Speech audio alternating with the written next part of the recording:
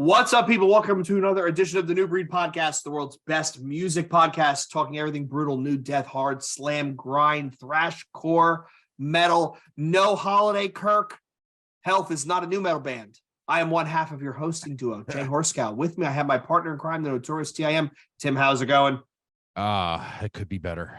It could be better, but it also could be worse. And joining us once again, I think he's setting the record for the most visits, our irregular lead singer for the band Orthodox, Mr. Adam Eastling. Adam, how goes it?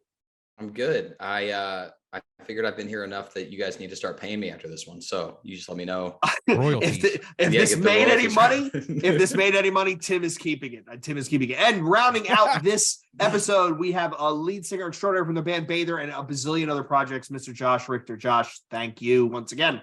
What's up, boys? How you doing?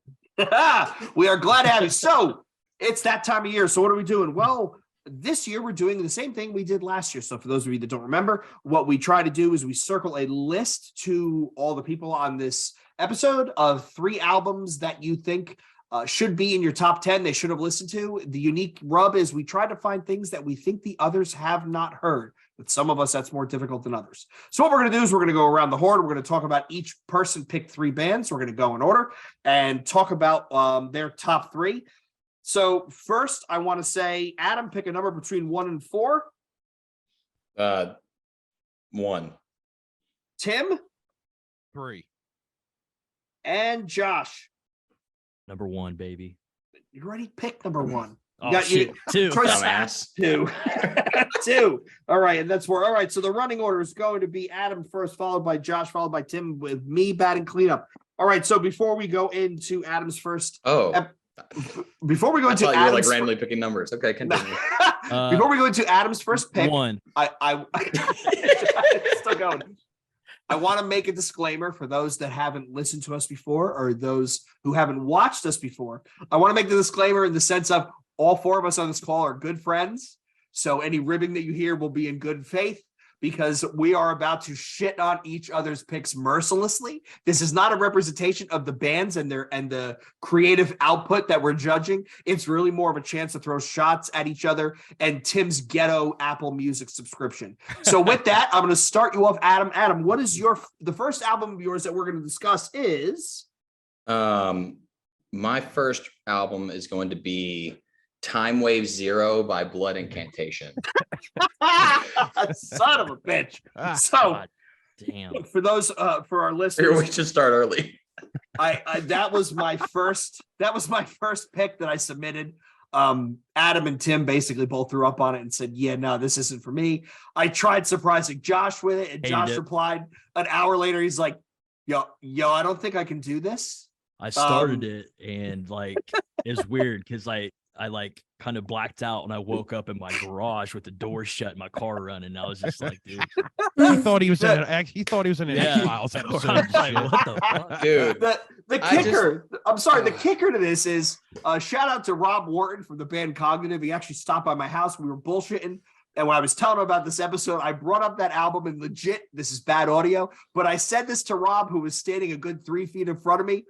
He put his hands up, backed up 4 feet, and went, nah, man, I'm good. Yeah. So I can't find anybody that likes this album, but I enjoyed it. I got somebody. Album. Yeah. I know somebody. Zone Zero lead singer. Mike White fucking loves this album. That stupid, tasteless piece of shit loves this album. He's here. Isn't he here in the Yeah, studio? dude. So it's weird because I was going to surprise you guys, but he's here. And Is he with you? Yeah, he wants to talk to you guys about something. You guys want to talk to him? All right, What's up, Mike? You good? All right, ready? You sure? Okay. All right. Mike White.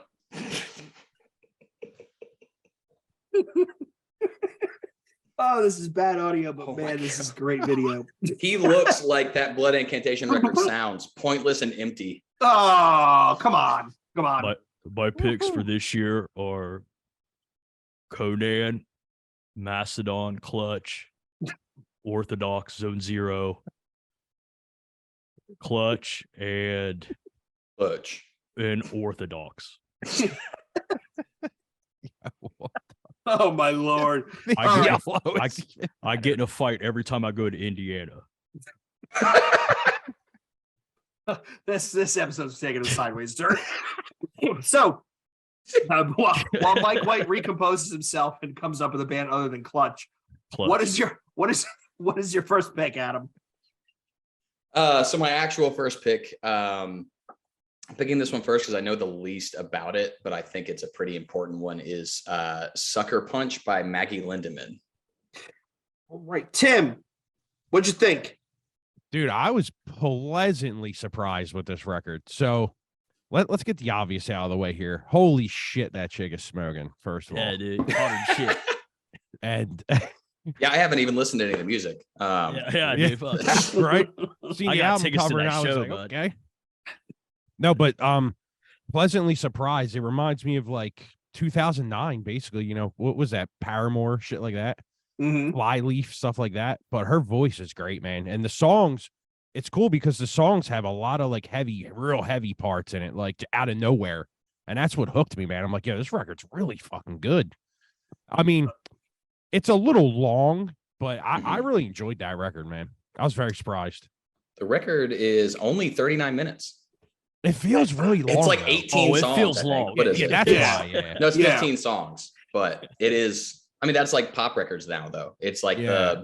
the quick 2-minute hooks that you can't get out of your head, and then Yep. it's done. Which But- probably does it a bit of a disservice, doesn't it, Adam? Like, I'd rather have. I mean, I know attention spans and all that shit, but a 4-minute song with a great hook is better than 2-minute songs with good hooks. I agree. It's. I think it's more so. At this point, a lot of what people are trying to get around to with streaming and such. What's important is replayability, and if your biggest part is the hook that's a minute in, you don't want to take longer than a minute to get back to it. You know, they want to milk that part so that way it can be used for TikTok and all that kind of shit. But I mean, I think what's cool is that like she's got a couple of like 2-minute songs, but I'm like pulling up. I'm kind of running through the track list right now just because I guess I could do this on my computer and it wouldn't make noise, but I'm not quite there yet mentally. But yeah, it's all like 2 minutes to late 2 minutes to like early 3 minutes. But yeah, I think what's cool about this record is I think stuff like this is like super important if you're looking to try to get metal back on the radio, essentially, is like it's going to take artists like this one because literally it's such a seamless transition from like that intro welcome in song to Take Me Nowhere are both very like there's like down-tuned guitars playing over halftime stuff in those songs. And then She Knows It is like a gay girl anthem, which is like it's mega poppy, but it's very like Paramore poppy, and like it just goes through these waves that all feel seamless. You kind of almost feel like you're not listening to the same artist, but it all ties itself together really well. And so to reach out to the crowds that would never hear something heavy, that's like where you got to go. And it's kind of like a cool, I don't know. I could see her touring with somebody like Poppy or something and going really well. Yeah. What'd you think, did Josh? Did I read somewhere she did like a jousting or something? A what? I could have swore I was trying to read about her like when we were doing the episode. I could have swore on her Wikipedia it said something about like she went to jail in like a country after a show or some shit like that. Huh. Maggie Lindemann in jail. I'm gonna just Google search. She went to that real Twitter quick. jail, I think, is what it was. Not enough hooks. She was detained mid-performance in the prison for 5 days. Yeah. But she cannot. This is as of 2019. She could not Malaysia. say anything else. It was in Malaysia. Yeah. Wow. Damn. I mean, What not a terrible place to be in prison. yeah. I mean, not for Right. nothing. They're not necessarily known for their progressive human rights laws there. So, yeah, not the kind of place I'd want to mess around. What you think, Josh? It wasn't really my thing, I'm gonna be honest with you. But after, Adam, you were talking about how important it is. I do agree with all that stuff because even as much as I hate the guy, I said the same thing about like MGK when he was doing all that, the pop punk stuff. It's like, you know what, might not be my thing. And I think for him, I think it's obviously just like fake and he sucks. But like with her, I'm sure she has a background in that type of stuff. So bringing people from, that wouldn't hear this stuff elsewhere, and then maybe, you know, they hear that on TikTok. Like there's some trend that goes on TikTok, and they some you know, teenage girl or some teenage boy here, and they're just like, dude, this is sick. This is different than what I'm used to hearing. And then they kind of travel down that path. And then the next thing you know, they're listening to bands like, you know, like Deftones. I could see that being a thing. You know what I mean? Which I think all that is important. So I do agree. Even though it wasn't for me, I do agree fully that that is super important for a shift like that in pop music. I think it's cool as shit for that, you know? Yeah, it brings like a female audience back on the map for like heavier music as well. Which is fucking awesome, dude. Yeah, Like, yeah, Yes. definitely. Yeah. those- I definitely I listened to it the second or third time I was on the plane ride back from the West Coast, and it felt long because there were so many good songs, but I think it's because they were so short that it felt like, man, this album is still going. The first thing that came to mind to me was, and it's the same, but it's different, but the same, iris.exe, whereas that iris.exe is way more electronic. Yeah. This is heavier, almost metal, and you could throw on the back end of that even like a Geneva Jacuzzi, which is totally like avant-garde pop performance stuff. Right. All in that same vein. But yeah, the music is good. I mean, it's really enjoyable. To your point, this is the shit that should get back on the radio. It really is. Definitely. I definitely agree with that for sure. All right, Yeah, so like big tours here and there, like definitely what Adam said, like Poppy and stuff would be perfect. Yeah. she could have been with who was it? Spirit Box opening for Limp Bizkit. Yeah. He could have taken Maggie Lindemann out and would have had the exact same kind of pop.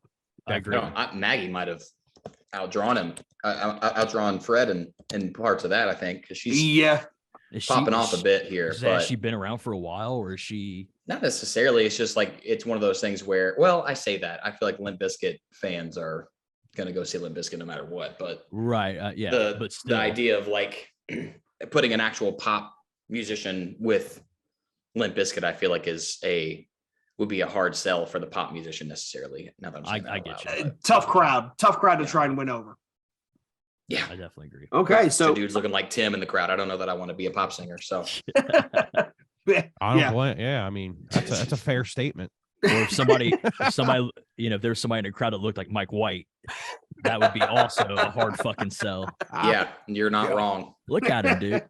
It's crazy. He's you know, he spent 2.5 weeks in the studio with Zone Zero, and he got back so goddamn quick to be a guest on this podcast. I can't believe he did it. Dude, he looks like shit, but man, It's he's a fucking here. Dude. time It travel. looks man. like 10 miles of bad road. Yeah, dude. Jordan must have drove 190 miles an hour back from North Jersey. All right, Josh, you're up. Which album are we talking about first? Let's do that Cloakroom record. I was really, really into the Dissolution Wave record. I completely forgot that record even came out this year. This year's been just a big scattered mess for me. So I completely forgot that came out. And there was a record before the one they put out last that I liked a lot. And I didn't really dig into much of the last one, but then they put this one out this year, and I fucking loved whatever they were doing. And I don't know if it's because I think his name's Doyle. I think that's his name. He, when he started playing with Nothing, I started really kind of like, oh shit, he's in, you know, Cloakroom, blah, blah, blah, blah. And that record hit really, really hard for me. I loved it. I loved that it was weird, but I loved some of the song Doubts off that record has I don't even know how to explain it. It's almost like a very almost borderline Hum. Yeah. Just like an alti rock fucking it's real stripped down. There's not a whole lot of big or heavy, dirty guitars or dark guitar or anything like that. It's very I don't want to say Americana kind of style, but it has a feel that if someone was to play that, if it was a Bob Dylan or a Bruce Springsteen or something was to play an acoustic version of that song, it would make fucking sense. I know that's a weird take, but if you listen to that song, it's like, oh, this. No, I think it fits. Yeah, it's I weird. do think it fits. Adam, what did you think? This one, I don't know. I guess I never really listened to this band, and since it was coming from Josh and it's called Cloakroom, I expected some doomy mess, and baby, it was really cool. It's not something I usually listen to. I would call it almost like experimental grunge in the way that it's because it's got some traditional song structure, but not a lot of it. and no two songs really have a guitar sounding the same as the last, which is an interesting thing to do, especially for like an alternative record. Like they just have a lot of like waving tones, which is interesting. Right. I don't remember which song I really liked. I think it was A Force at Play was the one that like I think I ended up going back and listening to the most. But yeah, it was definitely a very interesting record. I'm glad that Josh recommended it because I don't know that I would have listened to it otherwise. Very awesome branding for the band as well when I looked into it. Yeah. Yeah. Especially the cover of the album where it's all just like shapes and things that just fit together. And it's like, I'm glad they went with like yellow instead of a dark. It looks like you made a Y2K alarm clock design into a 1970s like RCA singles cover. Yeah. Yep. Has like that whole cutout kind of thing. People don't realize how important aesthetics are when it comes to when there's so much music these days and the internet makes it so easy to get it out there. Your aesthetics are what make you stand out. If you have a unifying theme, it's what that rug just tied the room together. Tim, what did you think? See, I usually like this kind of stuff, but this record was a chore to listen to for me. Really? Man. Yeah, it just drones on and on and on, and I'm like, maybe I listened to it at the wrong point of like the day or something. But the second listen, I liked it a little more. But I don't know. To me, it's like when you try to. I'm not saying they trying to sound like Hum, but when you sound like Hum, you got to be Hum for me. It's just that band does that sound perfectly with the droning on sounds and songs. I mean, and stuff like this. But this record, it's hard for me to listen to, man. And I the one before that I didn't really care for either. But this one, it's not terrible. It's just I got to go back and listen to it on like headphones like this, or maybe like on the couch or something with like a drink or something. Because like at my desk at work, it's like I'd listen to a lot of shit, and maybe that's the wrong time to do it. But it was kind of a chore for me. Could be. I mean, I totally get that though. Yeah, I definitely heard the Hum influence. Honestly, the first band I thought of was Failure. Yeah. Right. Because those two bands are basically kissing cousins. I liked it. I put it on a couple of times as background stuff, and it's not something I would go out of my way to listen to. But if it comes on the radio, I'm not going to turn it off. That's probably the best way I could describe it. Where I don't have any visceral reaction to it. It's not something that I would drive out of the way to see. But it wasn't bad. It wasn't bad. Right. I mean, you should have stuck with Soul Blind, but yeah. See, okay, I was going to, agree. but man, like, okay, Man, like that record's so good. Why would I want to talk about it? Right? No, I liked it. I did. Okay, but I think I have more time in on that Cloakroom record, and I didn't listen to the Soul Blind record a whole lot, and I liked it. I loved it. Actually, I think they're fucking coming to Cincinnati or something. I don't know, but like I will go see that band when they play, and I love that record. It's just I think that I wasn't attached to it yet, and I listened to that. Yeah, you know what I mean. And I was like, I got to throw that in because I forgot it even came out this year. I thought it was last year. I checked it. I was like, fuck, that did come out this year. I thought it was last year as well. When you sent it, I'm like, wait a minute, didn't that come out last year? Dude, but Watch It did come out last year. And I'm just lying to you. You're talking about Cloakrooms? Yeah.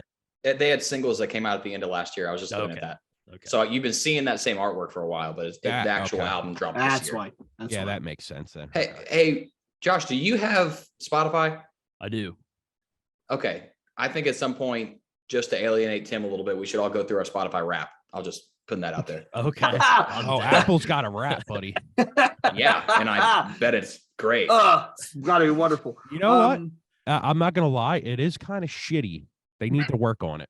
Yeah. Well, yeah, they're trying to catch it. It's like the DC universe catching up to Marvel. It's like they're trying to steal the same intellectual property that Spotify's been using. Everybody's doing it now because I mean that was what all my friends who use like Tidal and all that, which is like it's the best sounding one and the most ethically like useful one in terms of paying the artist, but they're all like, yeah, it kind of sucks. You don't have like the fun wrap up at the end of the year. And I was like, well, I'll get there one day, maybe. I'd rather not get paid as a musician as long as I get that Spotify. Yeah, dude, as long as I'm on somebody's top 5, give a fuck. Dude, every year we will go Top, through that. And so while the next person, while we're talking about one of Tim's trash picks, make sure you pull up your list. Tim, you're up. What are we talking about? All right, first we're gonna do the White Ward with False Light. Jesus. Dude, so after listening to this and finding out where they're from, it makes sense. They're out of Ukraine. So picture what's going on over there. Very and then, bleak. Yeah. yeah. And then picture listening to this record, man. Like it's to me, it is a fucking magical record, dude. Like it's one of them records that like takes you on a journey when you're listening to it. Like it just has its flows up and down, and then it like guts you, man. Like some of them tracks are just fucking gutting, dude. And so like I like music that brings out emotions and shit, and that this record does that for me, man, because it's like all like the horn sections and like the saxophone parts. That shit is amazing, dude. Like I was I not just expecting that at all. No. Yeah, honestly. very savagely heavy too at parts too. Like it's I don't know. See, I always have a thing for like European bands. I think that the talent over there compared to the United States to me has always been like way ahead of time, in my opinion. Yeah. Like in like It's- the late 90s, like all the metallic hardcore bands over there, they were just better than the stuff we had over here, man. But you also have to, I mean, I'll defend our countrymen here in the sense of it's a different world in Europe in the sense of a lot of those bands go to school and are classically trained as musicians. And also they have social safety nets where if you want to be a musician, they will pay you to be a musician. Whereas here, Adam is, short I have order 6 cook. jobs. Yeah, and then Josh is doing whatever he's doing. He's selling plasma on the weekends, So it's Plasma, it's that's what we're different. selling. Selling porn. It's Yeah. different. That Um, will do make- you selling that guys white plasma, know- bud. You guys know that band out of Portland called Agalock? yes. So see, I love that band. I mean, they're like an older band. They were putting out great records like 2002-ish, but like some of the acoustic parts in this just remind me of that band, and that's what like made me fall in love with it. Because if you listen to them Agalock records, they're it's just tortured fucking black metal shit. But it's in the wave of black metal where it's like that post like experimental black metal, if you know what I mean. Yeah. Mhm. No, absolutely. Like the stuff that Death Heaven was making popular like 10 years ago. Yeah. But before that, but I think this record draws on that and then adds in all that other like bleak sounding stuff. And one of my favorite records of the year, not just for this top 3 thing, but of the year, man. Incredible record. What did you think, Adam? I actually just got around to listening to this one today. I will say this is probably up there for my favorite of like y'all's picks.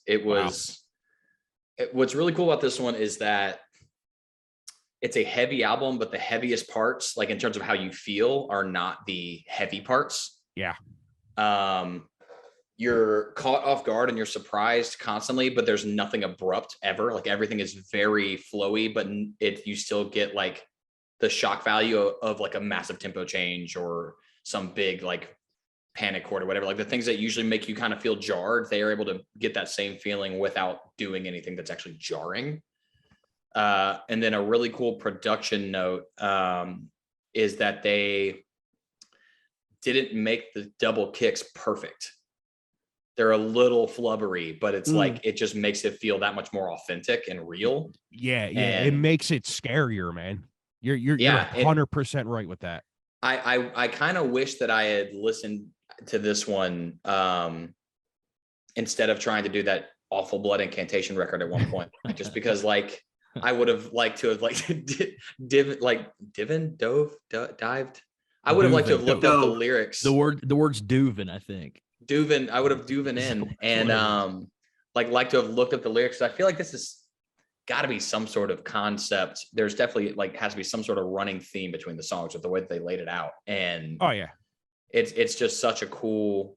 It's really cool to hear horns played over heavy music in a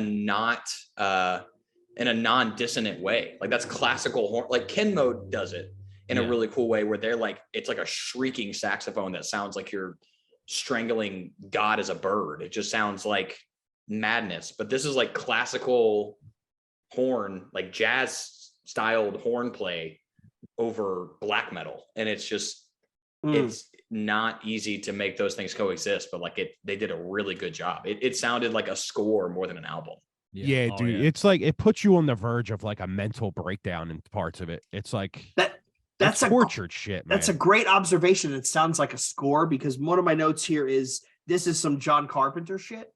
So something that would show up in a John Carpenter movie. Like I it mean, feels like you were watching The Thing. Yeah, my notes were this is obviously black metal, Caliban vocals, but everybody from Europe has Caliban vocals. The closest analog I could think of stateside is Imperial Triumphant as that experimental jazzy sort of metal band, This is except better, though. well, it's I would say it's different in the sense of, to your point, Adam, this band uses the trumpets and the horns as an accent and it's not discordant, whereas Imperial Triumphant, it's very much a discordant art metal piece, you know? This literally sounds like it sounds, it really, it captures the idea of a climax, and it also puts a point on like one thing with the last record that we wrote was like, we wanted to try to make it to where like not every climax has to be a big heavy part. So heaviness and heavy music is important, but it doesn't have to be the focal point of every song. So if you're able to make the most interesting or the climax of your song the quiet part, then you did something that is very difficult to accomplish. Yeah. And the best point you made, and I'm really glad you said it, is the production. So if you take the production and you put them drums on the grid and they're just overproduced, this record is not nearly as good as it is. Yeah. No, it sounds clinical. It sounds exactly too polished. And, Josh, what did you think? I didn't get to you yet. I thought it was wild because I wasn't expecting that especially when I seen the cover. I knew it was going to be something because I listened to the other records that you suggested first. And then I went to that one and I wasn't expecting. It's like they give me like, it's very unsettling, but it was very like if Gaza was a black metal band.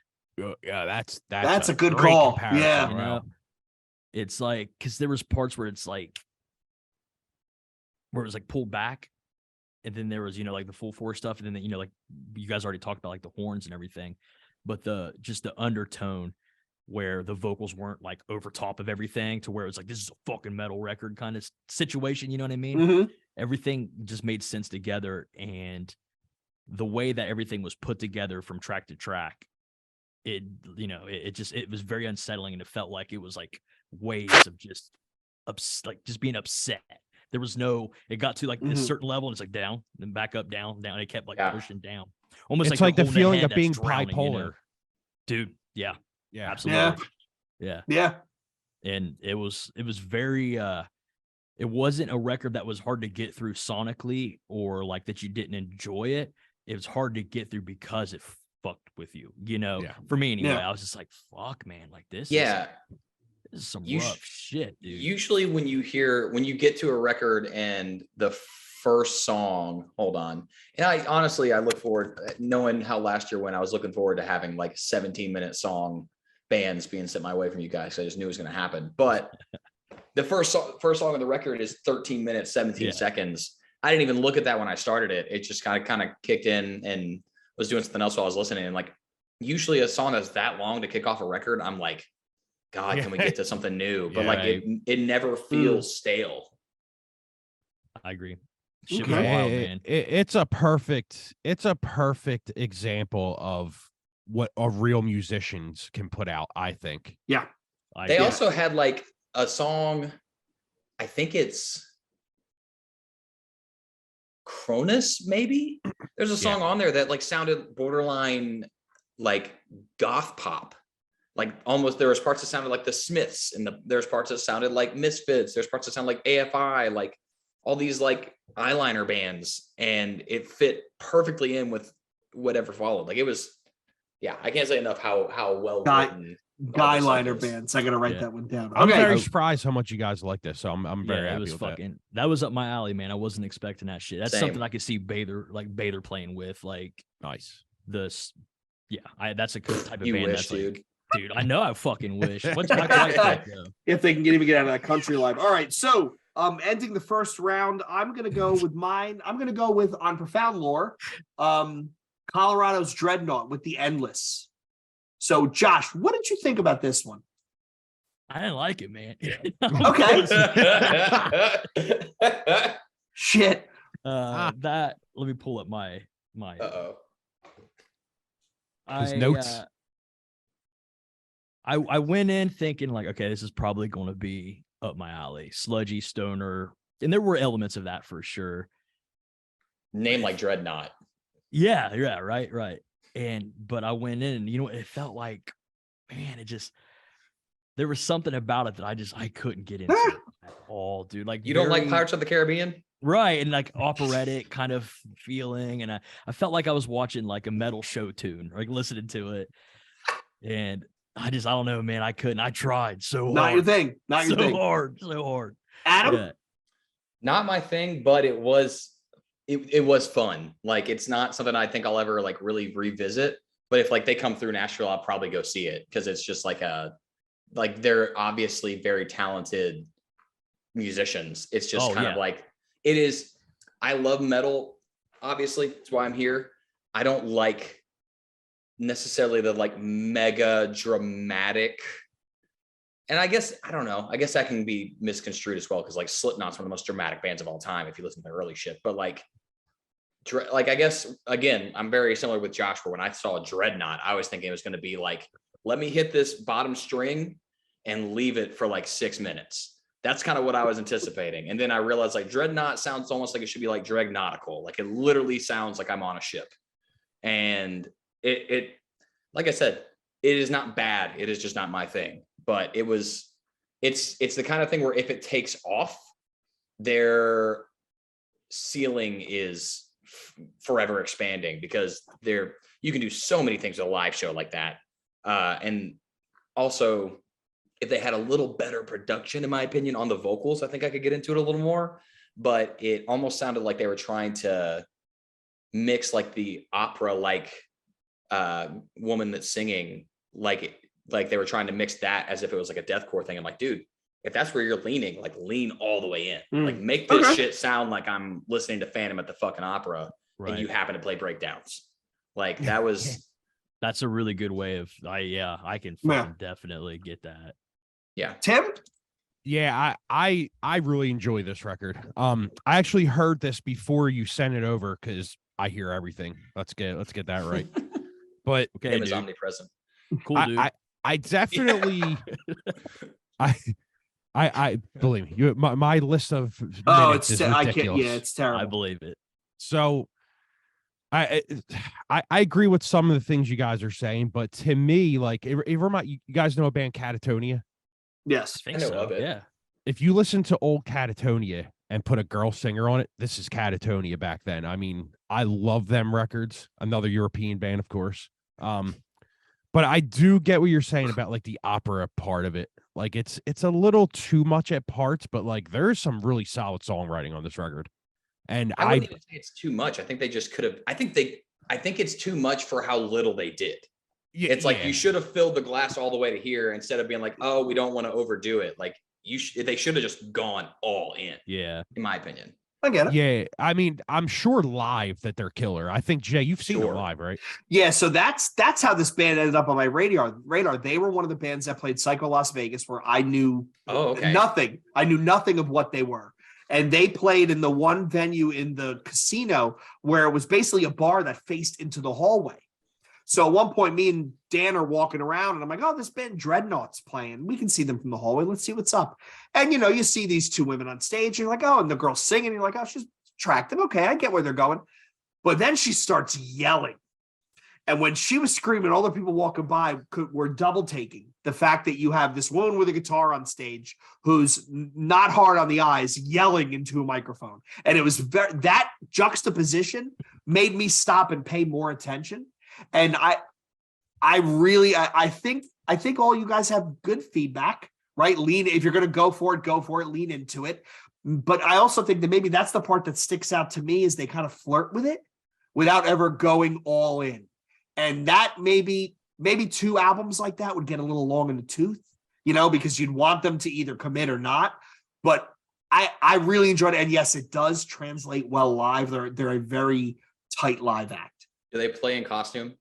No costumes. They did costumes for Halloween, but no, they didn't play in costumes. Missed opportunity, dude. God damn. They need swords, man. But they need swords. They need a fucking bird. Eye patches. Yeah. One of them needs threads. That day, I think they were, I don't remember the exact running order. Looking up pictures of these motherfuckers. Hold on. But I think they were sandwiched between Elizabeth Color Wheel, which is a really wild avant-garde band, and I forget who played after them. I know later that night, Austrian Siege Machine played on that same stage, and it was a prison riot. It was amazing. Oh, a dreadnought is literally a ship. Yes, Oh shit. Okay. That makes That- Hey, sense. where'd you say That's they're from funny. again? Colorado. Okay. Oh, really? Yep, No shit. Ain't no oceans in Colorado. dude, that high Hell no. mountain air and the good pot is what All does right. see. All right, So so What are we they just got looking real high and just thought they were pirates and shit. This is a record I could see like Devin Townsend touring with, or a Yeah. band. I mean, yeah, Yeah. that would Or work. what's the band that actually like Rivers of Nile? yeah. Yeah, I can see Monomarth, probably. I'm on a something- Marth. Yeah, that would be Yeah. sick, actually. yeah, they could pull some.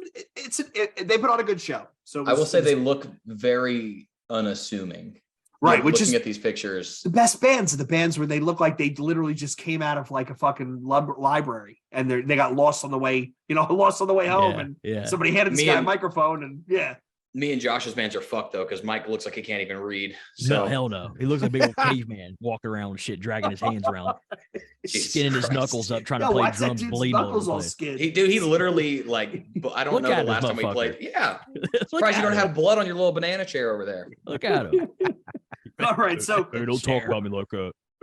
we're going to the second round. So Adam, I'm going to ask for your first pick from the second round, but also afterwards, let's talk about your Spotify top 5 and see what yours came out with. Okay.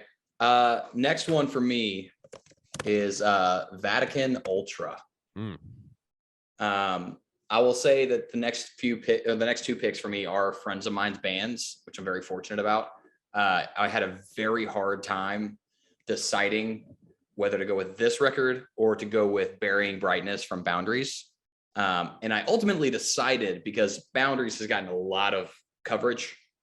And I think Ultra and Vatican as a band is like one of the most severely underrated collectives of this like era of music, in my opinion. I think that especially like they had some really cool stuff.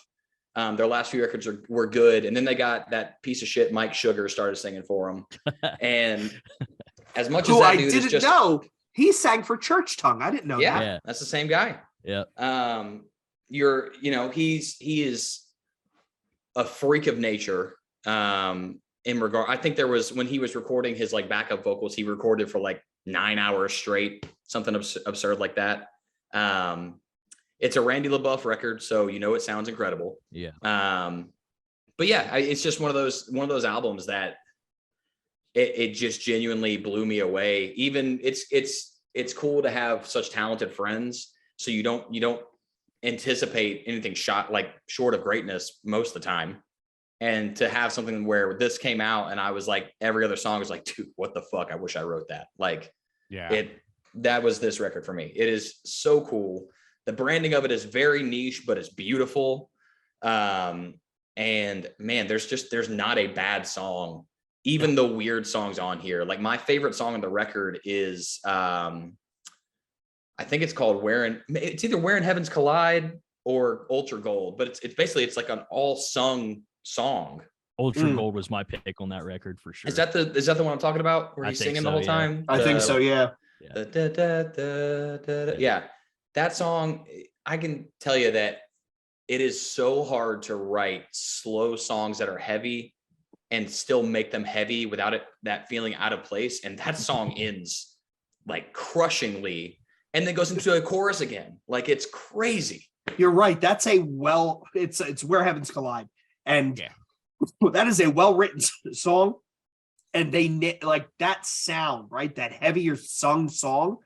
He nails it. We had them on. They were great. Tom was absolutely hysterical. He was Tom like is absurd. they were so funny. But I thought this album was great. This is one of my, when Tim and I do our top 10 of the year, this is one of my near misses where it just nearly missed the top 10. But I Slipstream Annihilation to I Am Above to Reverence to Where Heavens Collide to Ultra Gold. That is the first 5 tracks. And I remember when they came on, I said, why didn't you open with I Am Above? Because it opens with that crazy electronic Fear Factory shit in the background with them just fucking slamming away.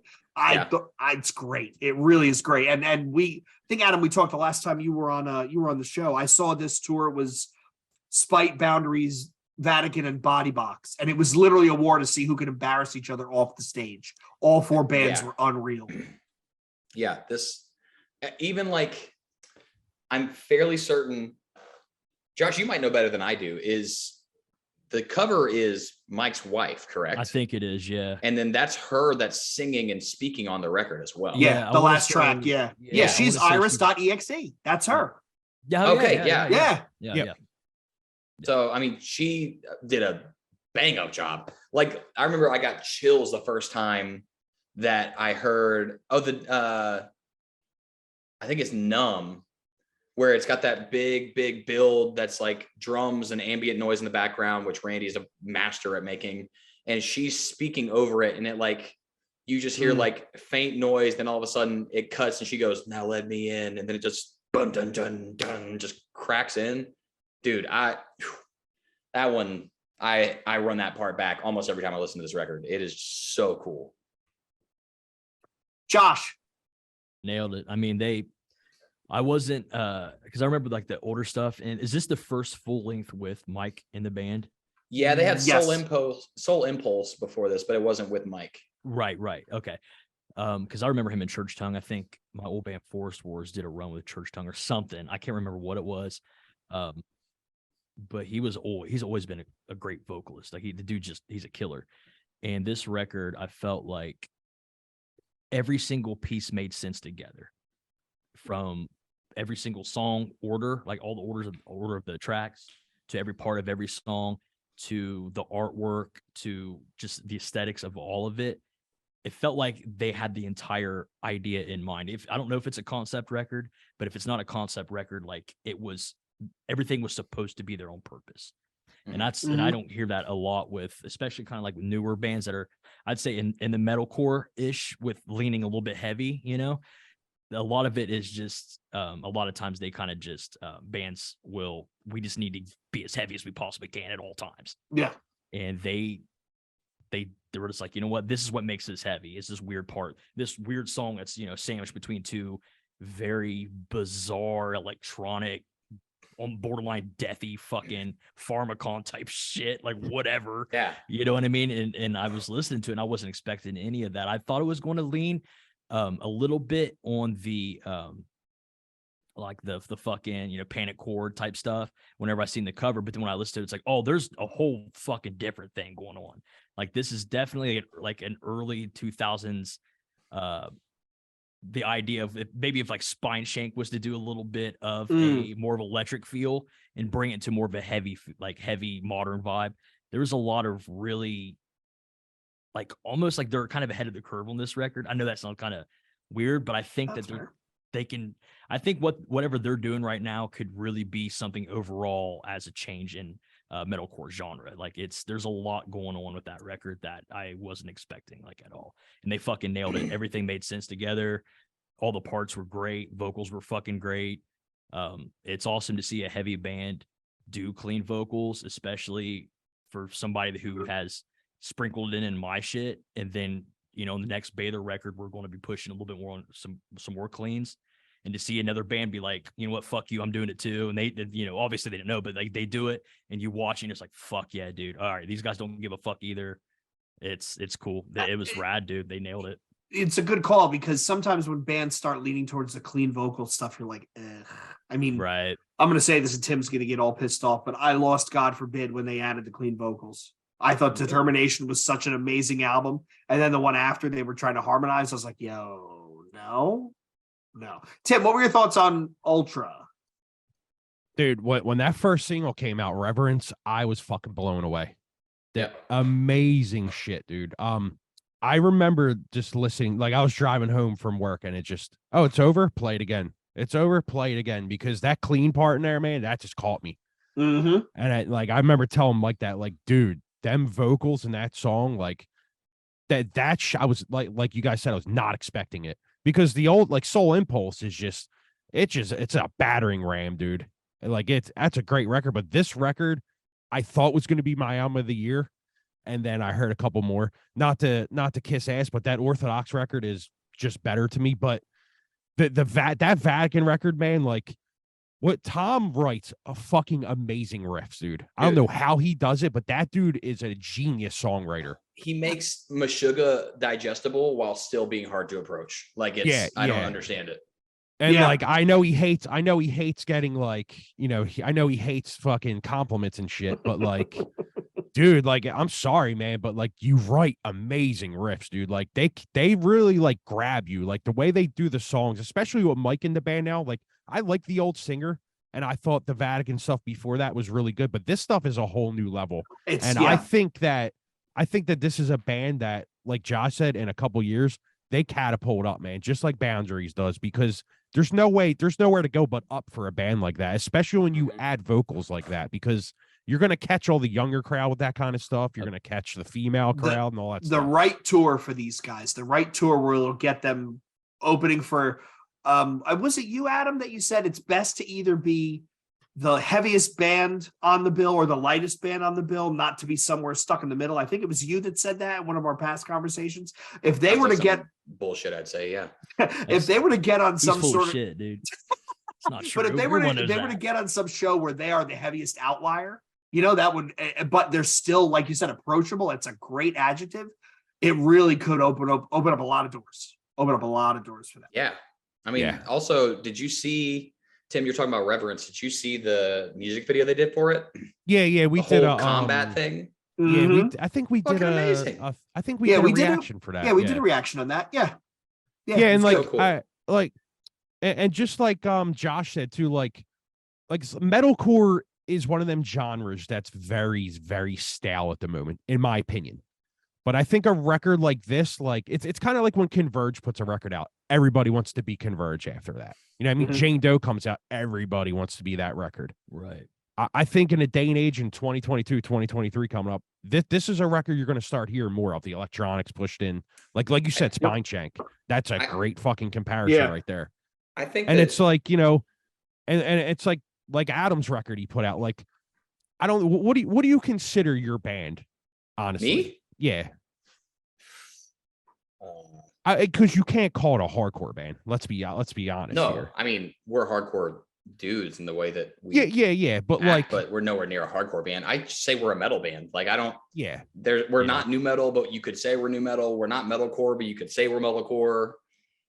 If there's metal in every way, in every word you describe us with, and I just say, just call us a metal band instead of Metal trying band. to It's fair. Yeah, but what I'm trying to say is a record like that, a record like Learning to Dissolve and Ultra Gold, like they're records that kids are going to try to reproduce in the coming years. Yep. And I think that's very special to have, to even in this day and age to fucking hear that again, because like I said, this genre is super stale, dude. And when you get records that define genres like that, it's special to hear, man. So like not just try to kiss your ass, dude, because I wouldn't do that, but like that's that record, man, is just it's like I said about the Vatican, it's on another level, dude. And like there's a lot of people talking about both of them records, whether you want to hear it or not. They are, though. It's on another level, just like Time Wave Zero. So before we go on to Josh, get fucked. Oh my god! Before we go on to Josh's second pick, Adam, what does your Spotify Wrapped look like? Not anything I feel like anybody would assume, because all I ever talk about is heavy stuff on here. But all right, so top artists. Top artist is the top 5 is Father John Misty, Joji, Vince Staples, Pianos Become the Teeth, and Omar Apollo. Yo, okay. Wow! I would not have called that. Not a call over here. A what? Fake metal guy over here. God, I'm a poser. I'm sorry. This is the only heavy shirt I own is my own band stuff. So but no, I love Father John Misty because he's very weird and he's almost esoteric in some of his delivery. Joji just has really sad shit. Vince Staples is really hard. Pianos Become the Teeth, their record came out, that new one, Drift. Have you guys listened to that? Yeah. I honestly, I should have made it one of my picks, but I kind of wanted to keep it heavy for the most part. But then when I found out we're doing Kavinsky or whatever the guy's name is, I'm like, all right, well, I could have just put whatever. But that's my boy. Pianos Become the Teeth is probably my favorite actual album of this year. It is have you guys listened to that band before? Yes. Yeah. Oh yeah. Okay. So this record was the first one they put out in 4 years or so. And man, like it is they took the strongest components of their last 2 LPs and figured out how to make them both work together. And I think what's really cool about that band is that their vocals don't do a lot, but they get a lot done. The guitars don't do a lot, but they get a lot done. The drums do way too much and you do not care. Like literally that drummer is a fucking machine. And there's nobody else that can play the kind of stuff that he does over that stuff and me not roll my eyes at it. Like he's so solid. Yeah. Like you're pissed off how good it is. It's just frustrating. It blends so well. Like he does such a good job of writing the stuff with it that I didn't honestly realize how like fucked up they were until I saw it live. And the dude's just the entire time, just everywhere on the kit. And I was like, this is like genuinely crazy to watch. So let me ask you this, Adam, not to cut you off before we move on to Josh. Looking at your top songs, is there a difference? So in your top songs, so there's Glimpse of Us by Joji is the first one. It is this like piano vocal ballad that is just like gut wrenching, heartbreaking song. And it's truly beautiful. Then there's Please Don't Die by Father John Misty. There's Please Do Not Lean by Daniel Caesar, which is like a alternative R&B artist. And then the other 2 songs are also Father John Misty, The Palace and Mr. Tillman. He's got a song or a record called God's Favorite Customer that just kind of like going through shit that I did at the beginning of the year. That record caught me at the right time. And I was just 4 times a day, like top to bottom while I'm doing whatever I was doing. But yeah, that's my top 5 songs. But I do want to say, I'm curious, we should do how many minutes you listen to music as well. I got you. Do we want to do that as we reveal it, or do you want to do everybody says it at once? Oh, well, Yeah, I'm trying to, I don't even know how to find mine. I'm ready. Josh is like, what the fuck? So yeah, I'm trying to work this Apple Music, man. I can't figure it the fuck out. Adam, what's It's yours? Spotify. What's I'm yours? lying. I got Spotify. Okay, Adam, throw out a number and we're going to say higher or lower. Yours. Throw out a number. So Wait. 10,000. Are we saying higher or lower for Adam? Higher. Oh, higher. Higher? Higher. 15,000. Higher or lower? Higher for sure. Yeah, higher. Higher. All right. What do you got, Adam? 30,000, higher or lower? Higher. I'm going to say lower, but not by much. Yeah, Tim? I think right around there. 35,000, higher or lower? Lower. I would say lower. Lower. Everybody saying lower? Yeah. 45,000. Jesus. But then again, you're in a van with a bunch of with Mike White and a bunch of dudes. I mean, oh yeah, the moment Mike White does most of the driving, and the moment that he puts anything on the stereo, my earbuds go in. So Jimmy Buffett. yeah, and like shit. I Oh, owe poor at least guy. 15,000 minutes of this to Mike White's drives. So poor guy. Oh, all right, Josh. What's your second pick? My second pick is Conan, Evidence of Immortality. Ugh, immortality. Yo. Damn. Yo, this is some fucking caveman shit. say that right one more here. time. Evidence of Immortality. That was your top one. That's my. Yeah. Are you talking about like the next? No, pick? no. Your next pick is Conan. Yeah. Conan. Evidence of Immortality is the next record. Oh, that's the record, right? Yeah. Sorry, I have Yeah. a funny comparable for this one when it gets to me. Jay Yeah, nailed it it though. is. Fucking Yo, this caveman. This riff. is some Yeah. fucking Dirty. caveman shit. Like I Dirty put this on and I had it on and I was trying to do work shit. And I kept stopping, like, like what the fuck? Like I'm looking at my phone, like, yo, what is this? Yeah. Yes, that's some shit, man. It's that sludgy doom, but it's done. Well, that kind of stuff. It is a very, very fine line where it can tip over from very effective and good to listen to like, no, these guys are just playing to a stereotype. Yeah. They keep it on the right side of that Right. line. The record sounds like you can either go pick berries and like scavenge for food or just go smoke cigarettes. Dude, this shit sounds like earwax tastes. Yeah, dude, it's awesome. This record, if weed did as much harm as heroin, this is what it would sound like. Oh yeah, dude. Like, imagine somebody blowing smoke in your face maliciously. That is Yeah. this album. Yeah. I think it's good. I just don't know if they know where they want to go, because there's parts that are like Blackie Straight to and fucking deathy, hell.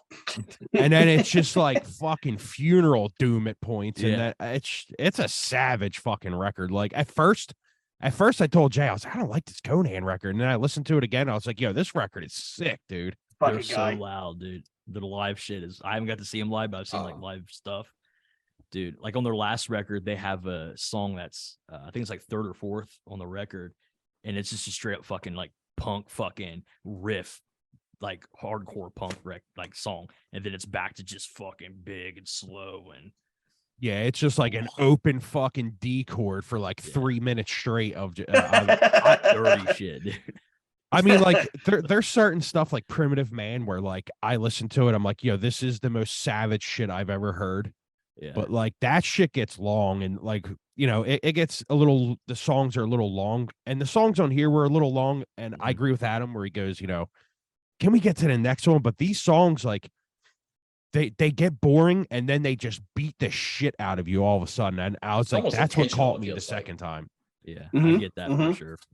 I definitely It's like get that. they're milking it until it's finally like about to run dry, and then they just kick you in the dick. Yeah, yeah. Like literally, I don't like music Yeah. like this for the most part, but it's because of that exact like just up and down. I mean, there was a few parts on this where I was like, I wouldn't mind having a part like this on an Orthodox record. Like this Right, shit right. is kind of Mhm. kicks ass. Don't tell Mike I said that, but Oh, dude, he'll love that shit. Jesus Christ. Hey Me Adam, and I him remember both. that time that you said you wanted to write a Conan riff? I'm like, yeah, go fuck yourself, Mike. But literally, this record was like, I think the reason I like this record more than I like most doomy records is because it feels almost like skate punk doom.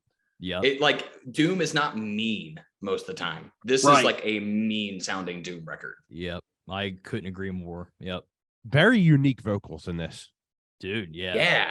yeah. The first like 10-minute song, I thought, oh, this must be instrumental. But then they finally like sang something. I was like, oh, cool. It's great. Then they, Sounds cool. they finally sang something. Yeah, Like there's a like a weird theme. There's like a fucking- theme with this kind of shit where it's like it's shit you hear in your nightmares, man. Right. It's like you wake up in the darkest room and all you hear is that dude screaming at you. That You're weird just like, banshee scream. yeah, you're just scared to death. yeah. Yeah, It's like this is it's like waking up and Ethan standing over your chest. Ethan it's- from Primitive Man. You just open your Yeah. eyes and he starts screaming at you. Yeah, This, it's like this album fucking, literally just sounds like the fifth leg that your sleep paralysis monster just grew. yeah, Like- yeah.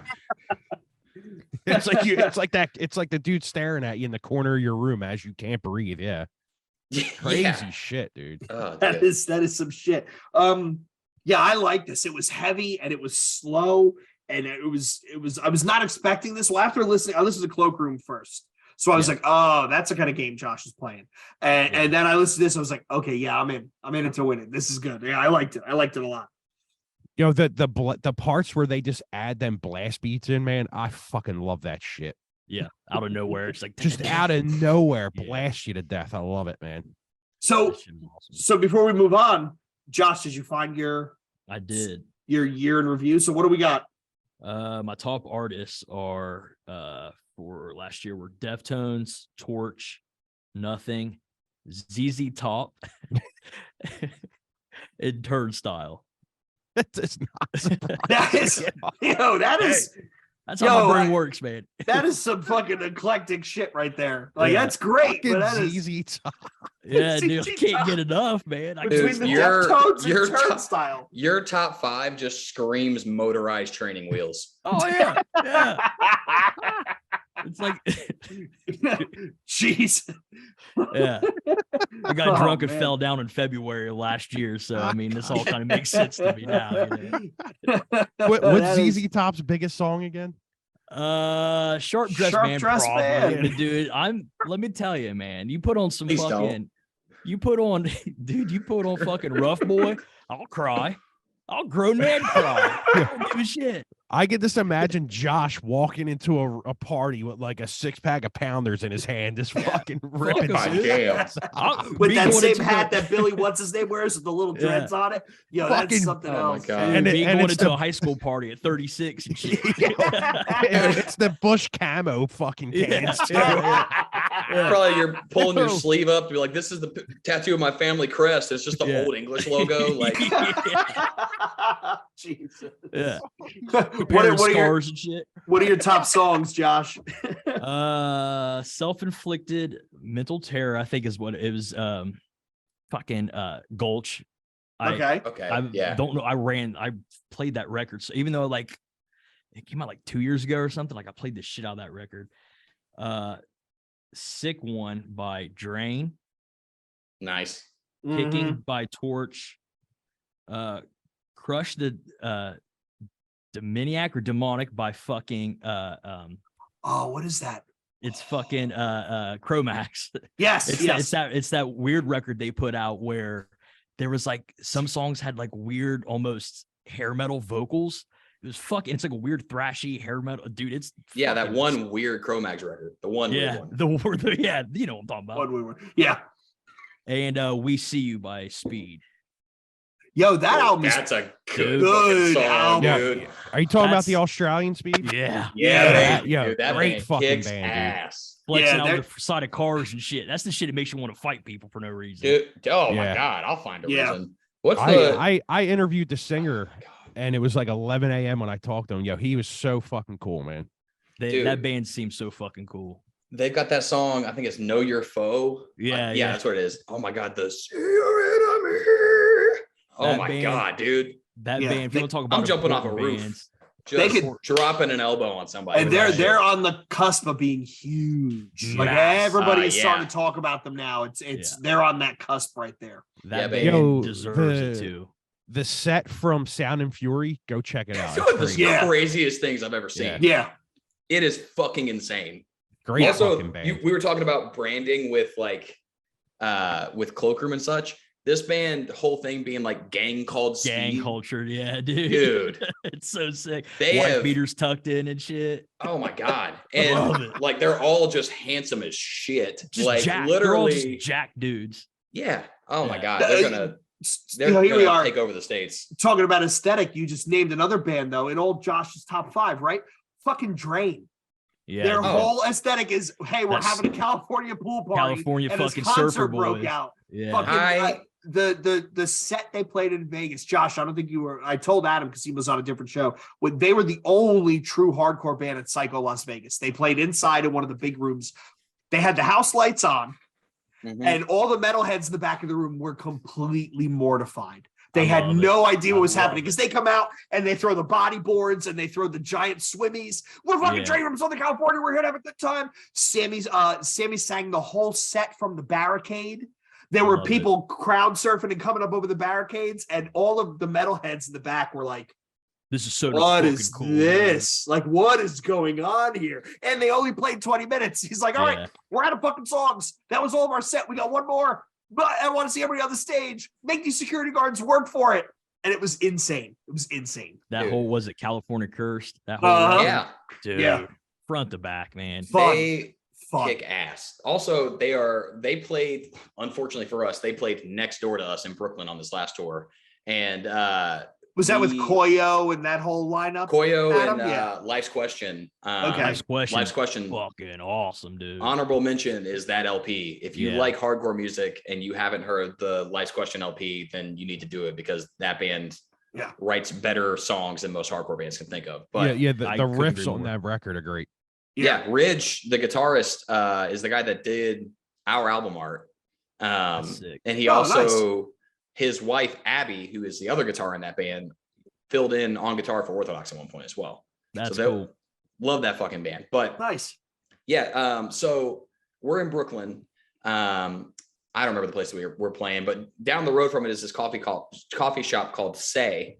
And I'll put this tip out there for any band that's ever playing in Brooklyn. If you got a van or a van and trailer, just get there the night before, like at 3 a.m. and park in front of the venue and just sleep in your van, it'll make your day so fucking easy because you don't have to look for an hour to find somewhere to park your big ass vehicle. But we did that. So we went to this coffee shop down the road and Drain comes in. I've known Sam for a while. We played with them in like 2018 or something. And when he was in Gulch, right? We played with them and Gulch in Santa Cruz. Yeah, that's right. Yeah, that's right. Wow. Gulch opened for us. Yeah. To show you how fucking quick that band took off. It's crazy. But Sam is literally so nice that like people have asked me if it's like genuine. They're like, that guy it just doesn't seem like he's really that nice. I'm like, no. He's genuinely like, he is the California sunshine. Like he is the sweetest human being. Boundaries walks in and he doesn't know them, but he literally goes up and goes, yo, you guys look like you're in a band. I'm Sam. I sing in a band called Drain. Like introduces himself to Boundaries. And they were like awesome. Taken aback because they're all from the Northeast where you guys all fucking hate each other for breathing. And so like they just couldn't believe it. But like, it was, they're such cool dudes. Like they're such nice individuals. And we got to see their set in New York and oh my God, just an unreal like unit of a four piece. Yeah. Like genuinely great band. Yeah. Good stuff. All right, Josh, how many minutes? Are you over Adams? Are you close to Adams? Do you want me to tell you? Or I'm going to say if Adam was 42, he set the bar right 40, there. 45,000. 45, Jesus. So we're going to anchor off that. I'm going to say 36. Tim? I think it's a little more in the 40s. When did you say you hurt yourself? Me? Yeah. February last year. February like 2022? Mm-hmm. So this year. Oh, yeah. This year. It was right. It was like a week before we did that February tour, that Bather did. Okay. Oh, that's right. Yeah. You were limping. Dude, the whole fucking time. I got drunk and I fell down. It happens. Dude, I got drunk and I fell down. Yeah, it sounds about right. Yeah. Sounds about right. Dude, I had to lie to everybody for like a month straight. I love that your story is, what happened? I got drunk and I fell down. I was by myself in my apartment too. So it's not like I was going God. crazy. Yeah, dude. The story keeps getting better. Yeah, dude. Scorpions the Zoo came on, man. I couldn't handle it. Jesus Christ. All right, Tim, what do you think? High in the 40s? Yeah. What do you got, Josh? I'm gonna say 48,000. All right, Josh, what do you got? Let's see if you can see it. Oh shit. It's my camera's over there. 47,004. Oh, wow. Yeah. That's close. A lot of fucking time. Damn. I've been going through it. Okay. I mean, when you listen to bands like Conan to get through one song's a quarter of that fucking feature. Seriously. It gives my count up. What'd you listen to? I listened to the newest Sono album 3 times. I have 872,000 minutes played. All right, Tim. Next album. You guys ready to talk about this one? Yeah, go for it. Chat Pile with God's Country. Oh, baby. All right, Josh. Yeah, baby. Start us off, Josh. All right. So the very first time I heard this record, I was like, dude, this is sick.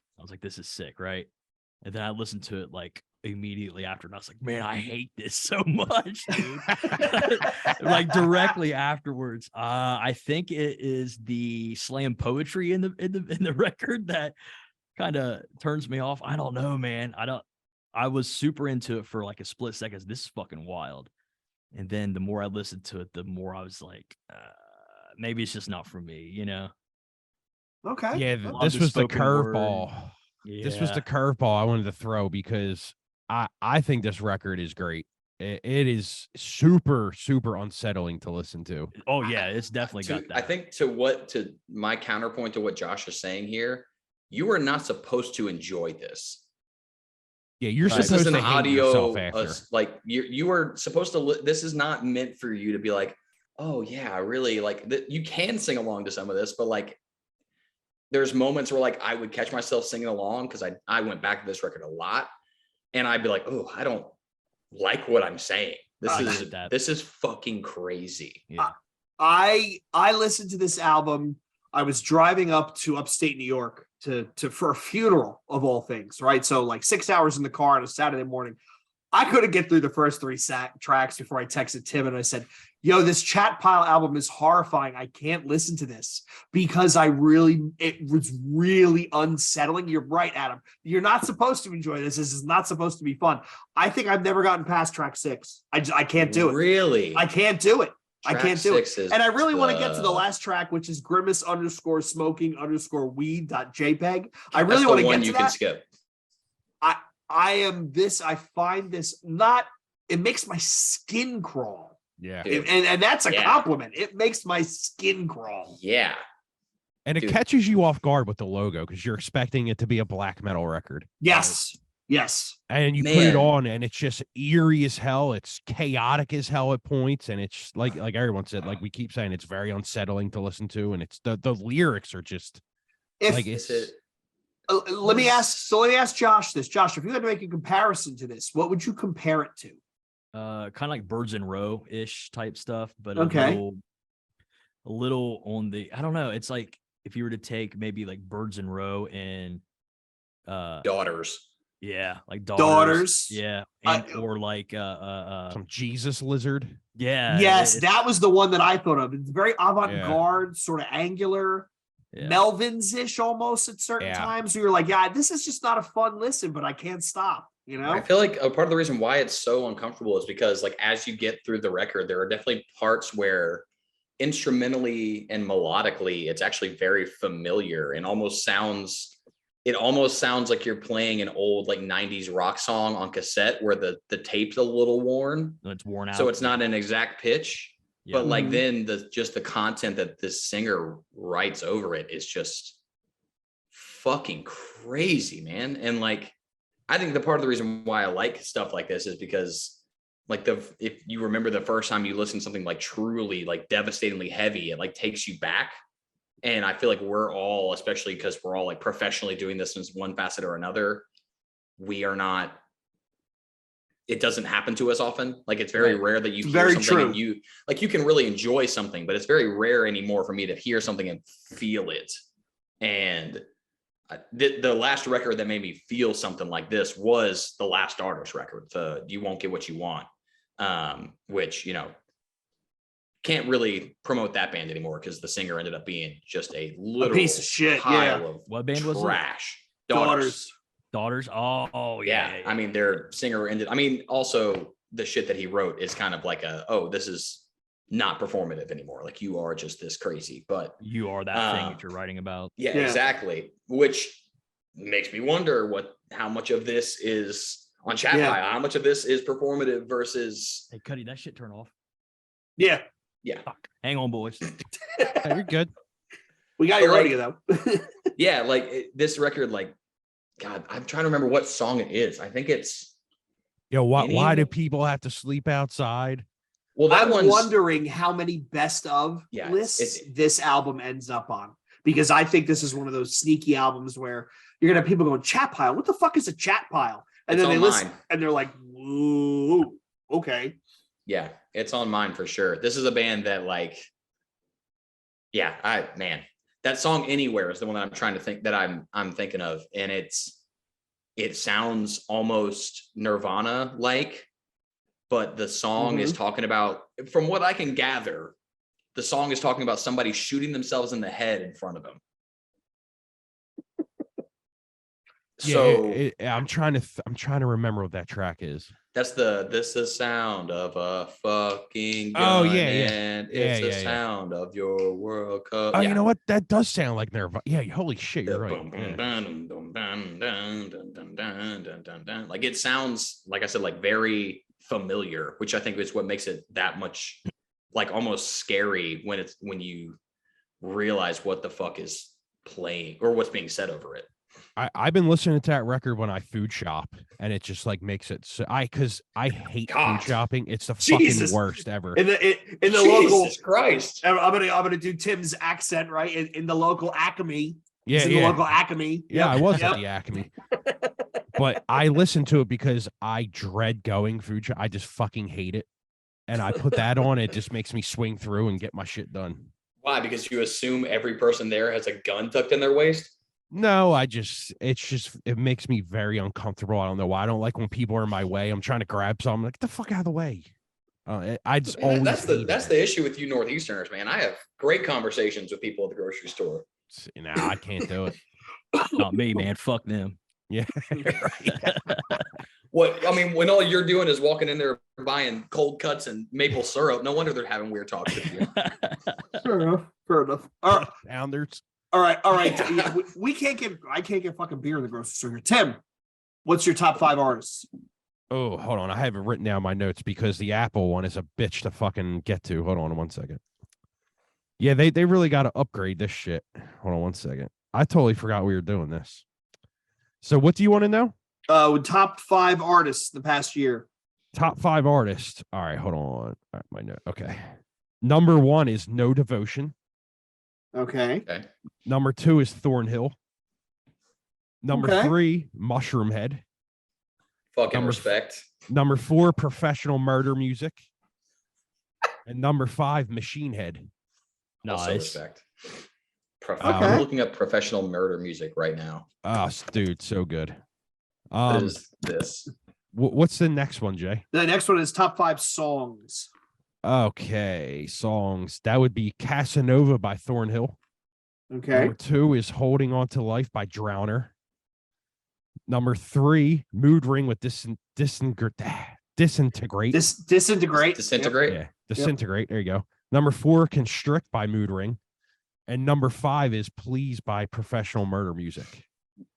What is this professional murder music band? So Professional Murder Music put out a record in like 2001. They're like a industrial new metal-ish band, kind of like Crossbreed, better vocals. Then they just put out 3 singles last year and this year, and it sounds a little different, but the new singles are really good, man. I think you guys would actually really like that stuff. I'm gonna check it out. I'm actually gonna put it in my phone right now. Yeah, I'm looked it up real quick. What's the next one, Jay? Total minutes. Ooh. I'll start us off. If Adam is at 42 and Josh is at 45. I'm 45. He's at 47. He's at 47. So it's close. Tim has got to be up. If he's not at 100K, it's got to be up in the 90s. 100K? If he's not at 100, he's up in the 90s. You think he's listening to more than double? Yes. Yes. Okay. Adam, I listen to it. Don't ruin it. Don't ruin it. I need to have the right guess. No, I'm not going to ruin it. I listen to at least 10 records a day. I'm going to call it at 78,000. All right. Josh? 69,000. Nice. 420,000. That'd be amazing, right? What is it, Tim? It's 67,777. Wow, I was way over. Josh won the prices right on that one. Shit. Fuck yeah. Yeah, you're saying 100,000 minutes. But you guys don't. Out to? But hold on. Always bet old 69. That's what they say, you know. How many hours is 100,000 minutes? Siri don't know. That's 1,666 hours. So 1666 divided by 24. How many days is that? 1666 divided by 24 would be 69 days. Well, here we are. We have come full circle. But I mean, and Tim so was also a 69 joke. Every week, Tim posts, "What did you listen to this week?"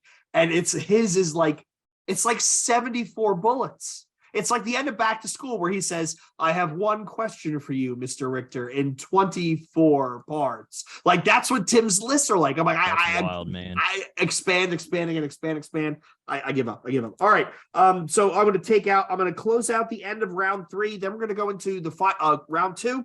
Then we're going to go into the final round. So when we do our final albums, before you get to your final album, let's talk about the albums that you want to shout out for stuff that didn't make this experiment here, but you want to give a nod to. And I'm going to go with Pet Brick, Liminal.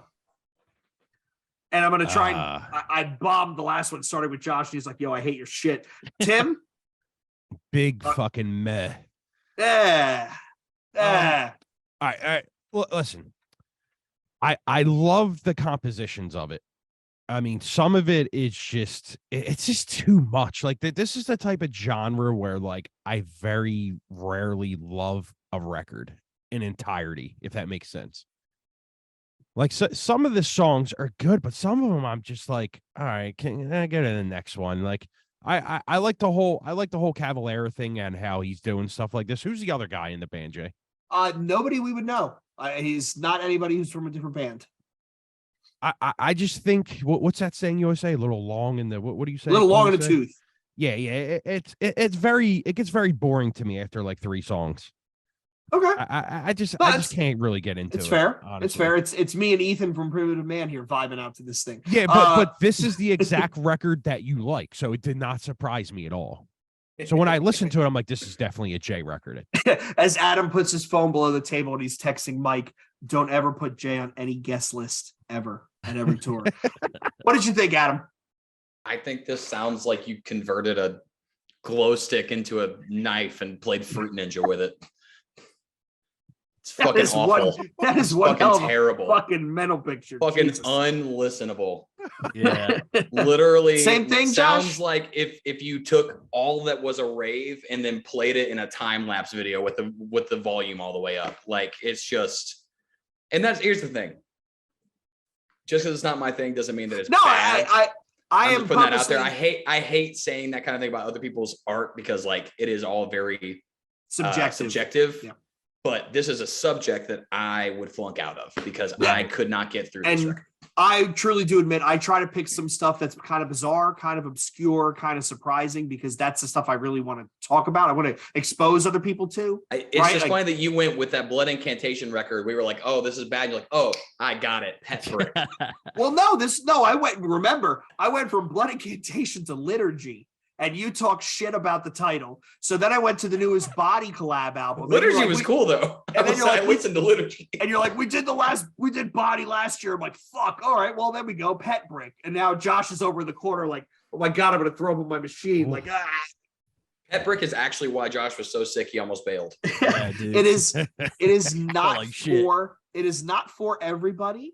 I enjoy, this is something, honestly, I put this kind of shit on in the background when I'm trying not to think because I get that. You can't really listen to it. I don't. I mean, there's a Jacob Bannon song, there's a Steve Von Till song. To me, but I don't have it on in the background at full volume. I have it on in the background where it's just about audible. So it just sounds like your water main broke.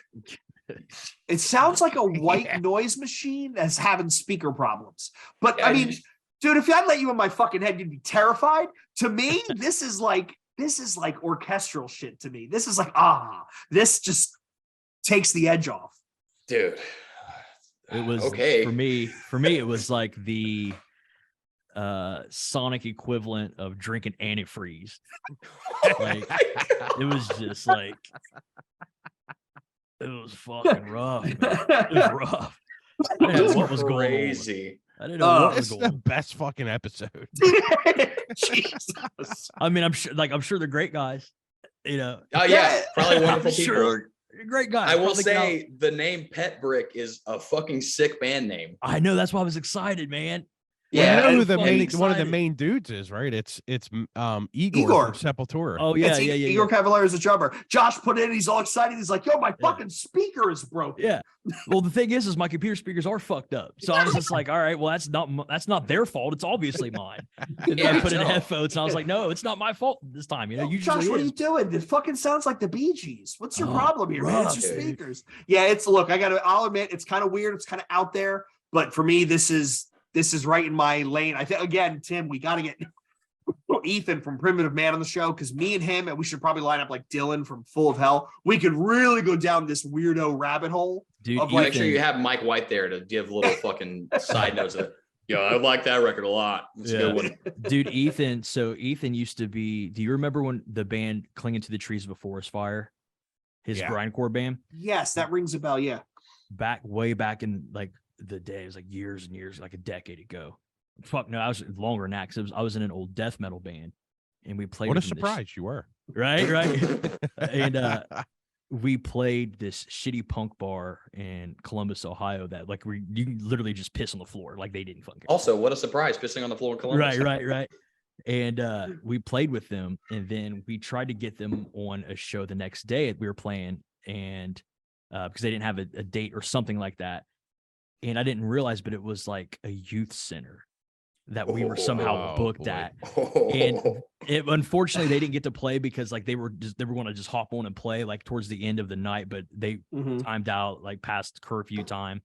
But it was just he was like the nicest, coolest fucking dude. Like, and that's the thing that makes that discordance, right? Like every interview I've ever seen or read with the guy, he is a really genuinely pleasant super person. nice guy. And then he makes shit like Vermin Womb, Yeah, or Primitive I love Vermin Man, Womb. Yeah. or he was doing samples for Indian out in Vegas. Like, yeah, that's kind of fucking nuts, you Yeah. know? the dude. Kind of nuts. The one scream on the first Vermin Womb record at the end, it's like track 7, is one of the most maniacal fucking craziest things curdling, I've yeah. ever heard in my life. Yeah. Sick individual, but yeah, same thing. Every interview I've seen, he's like the nicest fucking guy. Yeah. It's Yeah. crazy. Yeah, real like pleasant and whatever. Nah, how's it going? Yeah. Yeah, nice to meet you. And then he just gets on stage and loses his mind. Okay, so for my wrap up, mine is actually really fucked up because I don't just use Spotify. I also use my YouTube Music and Bandcamp. So I have to run everything through Last.fm. So I don't have minutes, and my comparison of Spotify and Last.fm is kind of interesting. My top 5 artists last year, number 1 was Vane. Number 2 was, and this isn't shameless, Orthodox. Number 3 is Boundaries. Number 4 is Spite. Number 5 is Paleface. The fuck did you come up with goddamn Pet Brick if that's your top 5? Yeah. Because I wanted Pet to Brick shit. and Blood. Oh, Jesus, give me a break here. And my literally top, down there playing basketball, and he's like, "Yeah, let me show up with my fucking gun, play the same game." and my top 5 tracks is Nailed to the Tooth by Paleface, Welcome Home by Vane FM, Caved In by Spite, The Killing Wound by Vane FM, and last but not least, the track that should have opened the show in Philly, Fast Asleep by Orthodox. My Spotify account is totally different. Spotify, it's Vane, Boundaries, Paleface, Head PE, Nice, and Origin. dude. Whoa! And Hey, my top bartender. my top 5. That's exactly the song too. And my top 5 songs from Spotify is Nailed to the Tooth by Paleface, Caved In, Of Sword and Nail by Worm Shepherd, The Hammer by Kubla Khan, and then Made to Please by Spite. What's the Vane song on their new record that's like, it's got those 2 keys in the beginning. It's like like right in the beginning. It sounds like Oh, that's the industrial, leadoff like, single. plucking. It's a leadoff single. What was that, Tim? We did a reaction bit of that.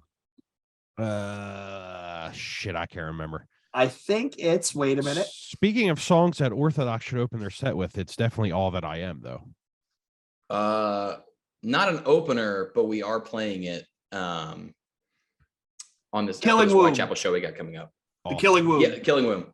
Dude, that song is the song that has the guitar strings where you hit them after the bridge or after Yeah. the Blink, blink, it's not guitar strings, it's keys. Oh, is it? I thought it was guitar. I thought it was plucked strings as well until I saw it live. And they've got their DJ in the back, and he plays it on the keys. And I asked him what it is, and he said it's actually just piano. He just found notes that are that dissonant together that like it just made you sound like that. Which I guess it's strings anyways, but like it, yeah. I can't stand the whole wave of people thinking calling them a new metal band. I don't know why that aggravates me. They definitely have some pretty strong new metal influence, but I think the real thing that makes them stand out in the new metal sense is their branding is very Mudvayne-y. Yeah, I can see that. One of the most impressively terrifying live acts I've ever seen. They no stage banter. They when they headlined the Friday This Is Hardcore, they came out. They opened with that one song that opens with the bass riff, and then they went right into Welcome Home and The Killing Womb, and it was just song after song after song after song. It was a fucking amazing. Sidetrack here, but 2 bands that I saw recently one band that I saw recently that did the no stage banter thing. We were talking about bands that made you very like kind of uncomfortable. Have you guys listened to Meth? Oh yeah. Yes. Yes. Dude, crazy, kind of chaotic, but also doom-ish band. Played this like very small room in Murfreesboro the other night. I went out to see a band from here called Moru, and then a band called Pains. If Yeah, you haven't yeah. listened to Pains, that is one of Haynes is the awesome, dude. heaviest fucking bands I've We heard played in a fest very with long them. time. Yeah, they're fucking like a Holy shit, they're three-piece. so heavy. Have you guys heard Pains, you two? No, No, I'm gonna write it down right now. Oh, no. damn. They've got a record out right now. It's a little EP called Gnashing Among the Carnage. Dude, it's relentless. But GNAS. Gnashing. yes, GNAS. Gnashing, yeah. Okay. But yeah, so I stayed to watch Meth play, band that I hadn't really listened to, and they literally turned all the lights out in the room, had a little amber lamp in front of each guitar cab. Their singer was off the stage in the middle of the floor with like the mic stand, and he was acting as if the mic was like this gravitational force that was pulling him back to it, but he was running all over the place elsewhere. And I'm talking like they'd finish a song and they just look at each other. Nobody said a word. Like it's been and it wasn't like a big show. There's maybe 40 people in this room that could fit 100. And like, it's one of those things where I was like, I don't remember the last time I saw a band where when they were done with a song, I wasn't sure if I was like allowed to clap. Right. Like it was intense, but it was a very interesting, very, very cool show to see. So if you get the chance to see Pains, which is just a freak 3-piece, or Meth, which is just a very uncomfortable band. Were they the band that, in all seriousness, were they the band that had problems with Vane and they were talking shit on the internet? Was it them? Tim, do you remember? Who? Which one? Was it Meth? No. Somebody Not was that I know of. somebody was accusing Vane of ripping off all their of something with the screamo scene, or I don't remember. It was no, you know what? It's a different band with like 17 people in it. Mushroom Head. Jesus. But yeah, so yeah, as far as minutes listened, mine is trash because Spotify only I have 14,000. And that's just Spotify. But you remember, Man, get on it, dude. I Yeah, listen come to on. fucking Bandcamp because I Yeah. buy all my shit. Yeah. I buy it all. I I'm don't- rich. I have money. We get it, Big dude. job. Oh, Wow, Jesus dude. Get it, Christ. dude. I can I'm a afford real a adult. new breed background. I get it, Man. dude. Yo, wait Unbelievable. till we do our next merch drop. Wait, here you go. Here you What's go. it Wait say? a minute. Here you go. Josh, we'll get you one of these. Defend. Oh New man. metal. God. That's a shirt. That's a good shirt there, man. Defend new metal. Defend new metal. All right. Man. Final round. Adam, before we get to your last pick, what do you want to call out as near misses, things that our audience should be listening to? All right. So I've got a pretty long list of records. So I'm just going to go through all the ones that I got here. So I already brought up the Pianist Become the Teeth record. I already brought up Boundaries, Bearing Brightness. Amazing album. I was very fortunate to be on tour with that band when it came out. So like getting to see, Matt McDougall is my favorite vocalist. I've made the joke of like, there's very few vocalists that get me like amped for a show, and he could literally shout like, I just pissed my little pants, and I'd be ready to mosh. Like that dude just is a monster. And then the new Comeback Kid record's amazing. Father John Misty record was great. I've got one that you'll like a lot, Josh, is called Bursting with Country Fresh Flavor. It's by this guy named Dan Spencer. Jay, you saw us on this last tour. Tim couldn't make it because he was locked up in New Jersey, but we opened our set with that sample, the I'm gonna beat your ass to death. That's this record. Okay. Dan Spencer. Yeah. The Life's Questions record is amazing. That Soul Blind record should have been on your top 3, Josh. Yeah, I know. Kind of surprised nobody picked Dead Body, the Requiem. Have you guys listened to that? Yeah, it's great. I haven't listened to it yet. Dude, it is. It's on my list of shit. Tim and I actually have a category when we do our best of shit that we missed, and that's on. Yeah, man. It's the Young Brothers from California. So Colin and Taylor, guys that do like Twitching Tongues, Disgrace, God's Hate. This is my favorite thing they've ever done, though. Like this is really, it's fucking tight. Have you listened to it, Josh? No. Oh, that dude, sounds it's awesome. It's wild. see what else we got here. Hip hop speaking Saba and Smino put out incredible records. And aside from that, on EPs, I've got like lists pulled up on my phone here. Foreign Hands, amazing breakout year for them. That band yeah. been around for a while, but they finally like put out a legitimate release and it caught on as quick as I knew it would. That band is so good.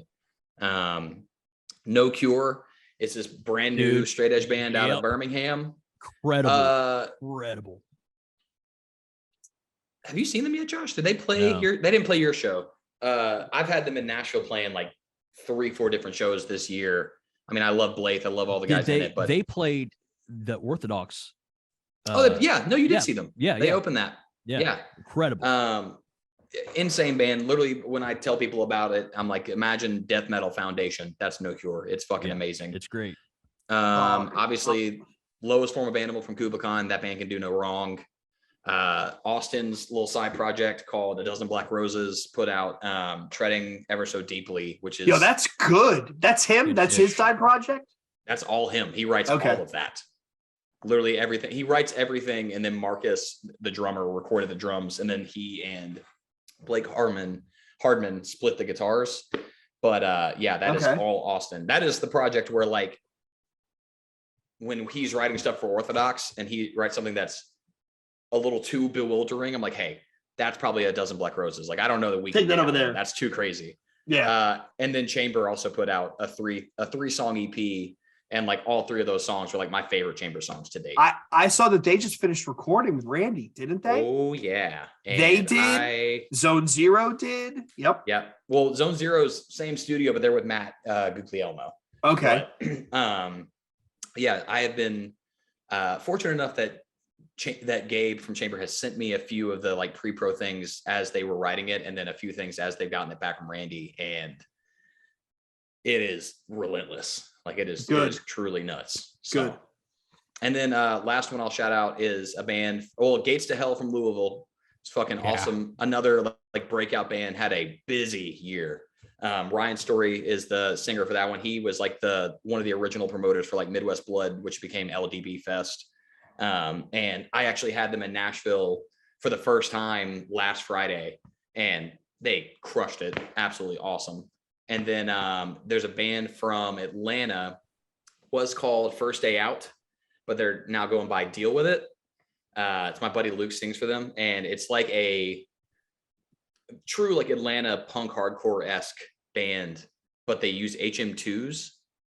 So it's like stylistically very different. Okay. It's fucking cool. Okay. So that's my very long list of bands that I didn't get into the didn't even get a chance to get into. Okay, so and your last pick, Adam, is Eternal Steel by I Am. Should I just go first? Just go first. This is the type of record right here where like I listen to it, I'm like, I've heard this 3,000 times. I can't get into it. I don't know. There's just something about this record I cannot get into. Ooh. I know I've seen them live and they're heavy as fuck, but like I don't know. There's just something about it I just do not like. I've tried it like 10 times this week. I can't do it. I just want to know what other bands you've heard that sound like it. There's a million bands that are playing this style. So say 3. Now you're gonna put me on the spot. like chat pile. No, chat pile. Blood incantation. Like I can't name bands. Honestly, I can't name bands. But like this sound is very prevalent right now, and it's just I don't know. I just feel like I hear it. I'm like I've heard this. Like I will say when I was describing, because this was another one where very lucky to have friends in the band that sent me the record. I've had this album since 2020. That's how long they've had this record done. Jesus. A whole big thing with their release because of like the record label changing branding and such, like kind of screw with them a little bit, but they finally got it out. And the way that I always describe it to people is it's basically death metal power trip. Like it's very, I think this is a huge step in the direction that this band needs to go. Well, because like I was gonna say them kind of bands, but to me, it has more of a hardcore flair to it. Like it's I'm trying to think of who I think it sounds like, honestly. But go ahead, because I'm sounding. I like would an say idiot. if you're thinking of any bands, you're probably just thinking of other Texas bands because Texas, they sound like Texas, which is the entire point. They sound Like Texas. Judiciary, Power Trip, Yeah, okay. Frozen like just- Soul, Creeping Death.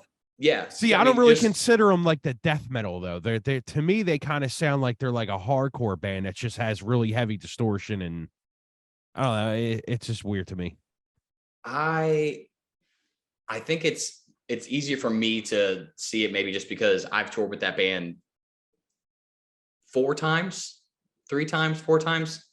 known them forever, and like seeing their progression from like if you listen to Hard to Kill, which is like very much a metalcore record that had like that Pantera-esque flair, and then they stepped into Eternal Steel, which essentially just kind of got rid of the slam aspects of their early releases, and now it's like a straight metal record. They toured with Chamber, right? Yeah, it was us. Yeah. I don't know if we came to your area for it, but Chamber's first tour was us, I Am, and Chamber. Yeah, I seen I Am with, I think it was Kubla Khan at Underground Arts. Yeah. Was that the aborted? That was the aborted Limp Bizkit show, right? Exactly. Yeah. Chamber, I Am, Kubla Khan. Departed. Yep. Yeah. Yep. Exactly. Wait, what? Limp Bizkit? What are you talking about? When we went to Limp Bizkit and they canceled right when we got there. Oh, last August. Yeah. I went to I went to Underground. You called Arts me saying, "Hey, don't come to the show because exactly. it's canceled." Yeah, exactly. Yep. Yeah. I went to Underground Arts and I Am was played that night, and I was like they're heavy as shit, and like I understand why people like them. I just can't get into that band for some reason. But I didn't want to compare them to like Fuming Mouth and stuff like that, because to me, like they sound different to me. But I don't know. It's like a really, really heavy hate breed to me for some reason. I can see that. That's what I'm trying to say. To me, it just sounds like a really heavy hate breed. But what's wrong with that? I love hate breed, but everything after Perseverance, I'm kind of like, bro metal to me. It's like fucking energy drink metal to me. It's monster metal, right? Yeah. It's fucking bang energy metal. 4-finger death punch. Josh, exactly. What did you think? I love the record. I love their last record. We got to play with them a couple times. They're just the fucking greatest. They're coolest dudes ever. They're just incredible live. And I definitely agree that I don't think that they're like a death metal like band. I do like, I get what they're going with like the branding of like Texas Death. Like I totally get all of that. But I do definitely hear them more in the realm of American metal, kind of like new age American metal type stuff. Yep. Incredible band, incredible fucking record. That band's always going to fucking kill it. They're just a good fucking band. And I love their new record. I thought it was great. And that was one of the ones that was on my almost but not there list, you know. Yeah, just nothing against the band at all. For sure. No, just, for sure. Yeah. I definitely get what you're saying though. Like they're, you know, but they also like, I know what you mean. Like when a bunch of bands that are kind of starting to sound like that, and a lot of them, they do have that Texas sound. Like I hear that in a lot of the Texas bands. But whenever if anybody was to ask, like, you know, what's the Texas band, that would be the band that pops up in my head, even more so than like, you know, like Power Trip or something. Like I Am is that band that reminds me of like, oh, okay, that would be like what Pantera was doing back in the day, you know. Is Kubla Khan from Texas? Yeah, originally, yeah. See, that's another band I just cannot get into. Maybe it's just I can't get into that band. Yeah, I can't get into Kubla Khan. That's crazy to me. Especially if you like early Hatebreed and you don't like Kubla Khan. Crazy to me. I didn't like Kubla Khan until I saw them live. And for a 4-piece, they are so laughingly heavy.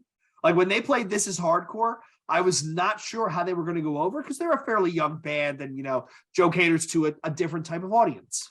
You mean demographic wise? I was like, that band's been around like 13 years. Right. But when you look at the demo, they're not they're compared to like Powerhouse and like fucking Out to Win. I mean, you know, they killed it at This Is Hardcore and their crowd reaction was wild.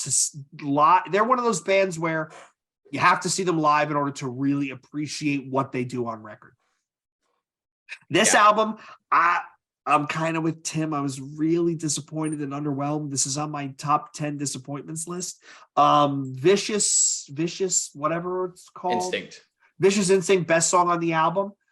And maybe to your point, Adam, now that I'm replaying it in my head, maybe I was expecting something more metalcore and more slammy, and that's not what I got. And maybe it's just misaligned expectations. It's not bad. I mean, it's a solid album. The production is good. It sounds good. It's crisp. But I guess the best way is it's just not what I was expecting. Not what I was expecting. Totally. No, I mean, it is definitely, I think it's an anticipated jump from the last record, but it is a jump nonetheless. Like, it is a for real, a big step away from what they were doing versus what they're doing now. But yeah, I think that this album is, I think this is with the direction they're trying to go. Like, they just did that tour with not Blood Incantation, but maybe, is there a band called just Incantation? Yes. Yeah. They just did a tour with Incantation and Nile. Yeah, my buddy. And- Luke plays Okay, in there. that's a lineup that they fit in on. That's a lineup that they fit in on. And it's cool because with this album, and I think because of it being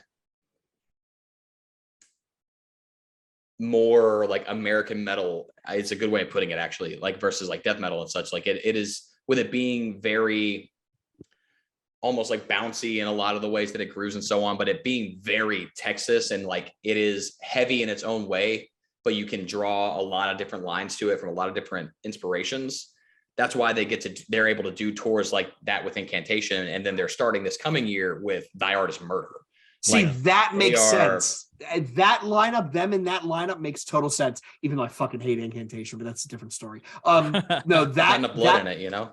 yeah, where's the Time Wave Zero shit? But no, that Incantation, them, and you said Nile, right, from the banks of the from Ka, And that Sango Sugabog was on it too. Jesus, right? Yeah, that makes sense. That tour makes total sense for them. Yeah.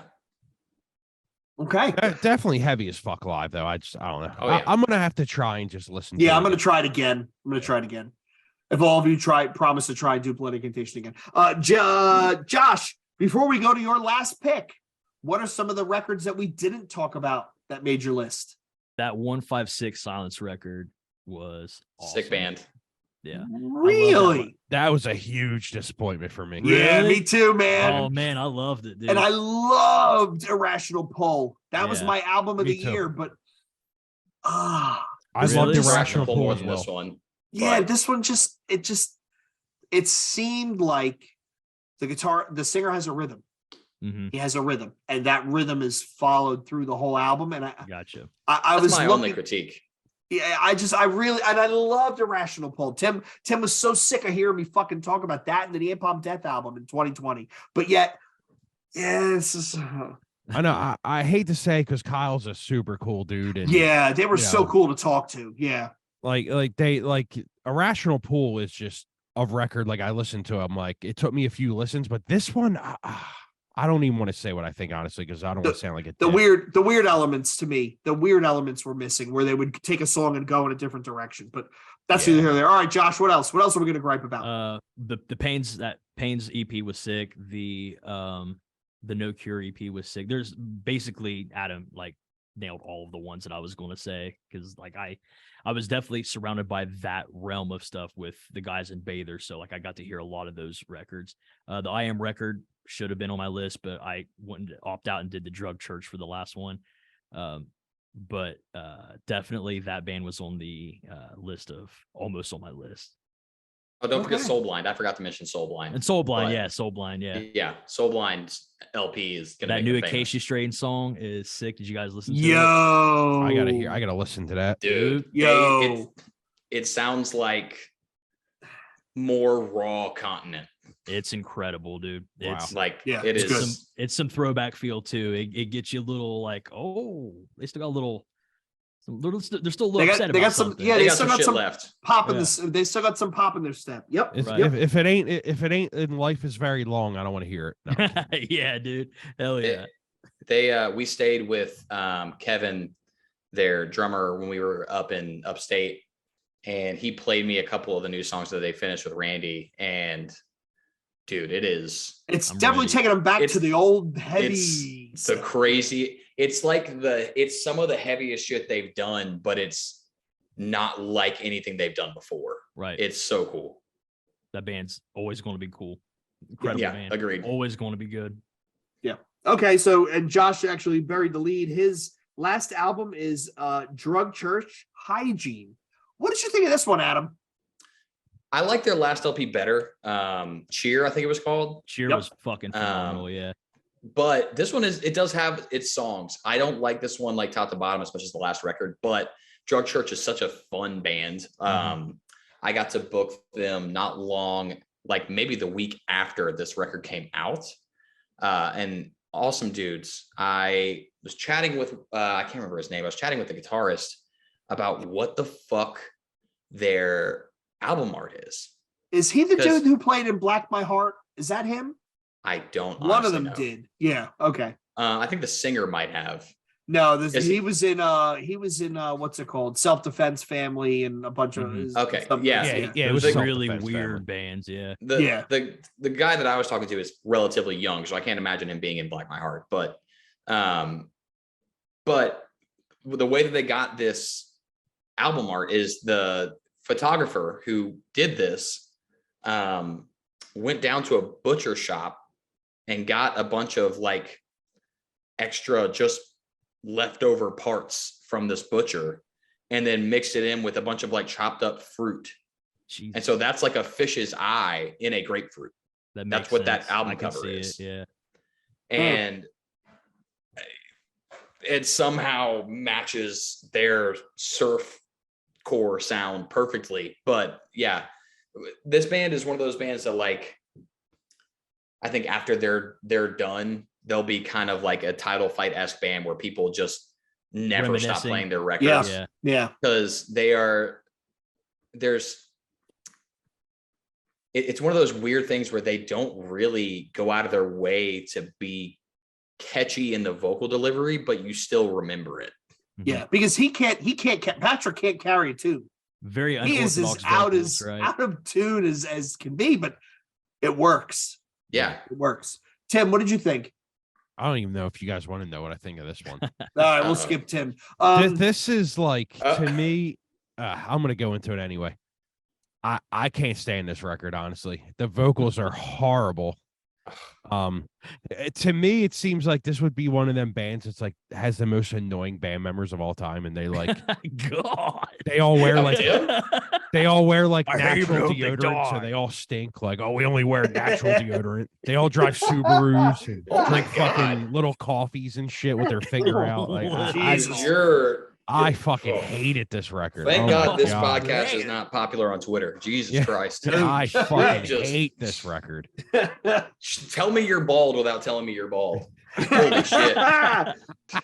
I mean, so my note here was I put, you can tell Josh is from the Midwest because all these albums are fucking slow. Like that was my first comment. Yep. I liked Cheer much more than this, only because this album was all mid-paced, right? Whereas Cheer had a bit of the up and down. This to me, I mean, and I like the song structure. I like Patrick's janky vocals. Yeah. I enjoyed it, but it was all the same pace. And I need that comparison. I need that shift of something a little bit more up tempo and then something a little bit more low key. And it just seemed to me that while good and talented and well made, it just didn't jump to my ears like Cheer did. Cheer made me want to see them live. Where's this band from? Philadelphia, I'm pretty sure. No, they're from all over the place. I think like Washington D.C. or something. Right there. A couple of the guys are in the Northeast. I think up near Boston. The singer was from like Schenectady or some shithole in the Hudson Valley. Now he's out in Australia. I think it says on Google, it literally just says Albany. So, is this Patrick from fucking Axe the Grind? Yes, and now I know why I hate this. And record. I hope this ruins my life. I hope this ruins my life. I hope this doesn't ruin my life. And he also does that explains it. Worst possible timeline, which is absolutely fucking hysterical. It's hysterical. But yeah, I liked it. It's just it never hit speed, and I liked the quicker songs on Cheer. Yeah. And It's a good album though. Like I give them all the credit in the world. Like I hope it works out for them. This record, never mind. I can't say that. All right, Tim, we're gonna move it along. I I'm gonna forgot start saying one- slurs in a second. No, I wasn't going to say any Jesus. slurs. I was just going to say something terrible, and I don't want to say it. Never mind. I forgot one record that was gonna be my honorable mentions. I completely fucking forgot. If you guys are into like heavy shoegaze, "Devour Me" by Ladder to God. Check Let them me out. write that down. It's an Ladder to EP. God. Yeah, Ladder to God, and the record's called "Devour Me." That name of that band is sick. That's a kinda great horrifying. band Fine, name. You know yeah. Cam Smith. You know Cam Smith. Yeah. It's his band. Shut the fuck up. That's Cam. It's Cam. I did not know he had another band aside from Just Like Heaven. So Yeah, it's who Just Like Heaven used to be. They changed up a little bit. Ladder to God's a much better name. So Dude, this record is.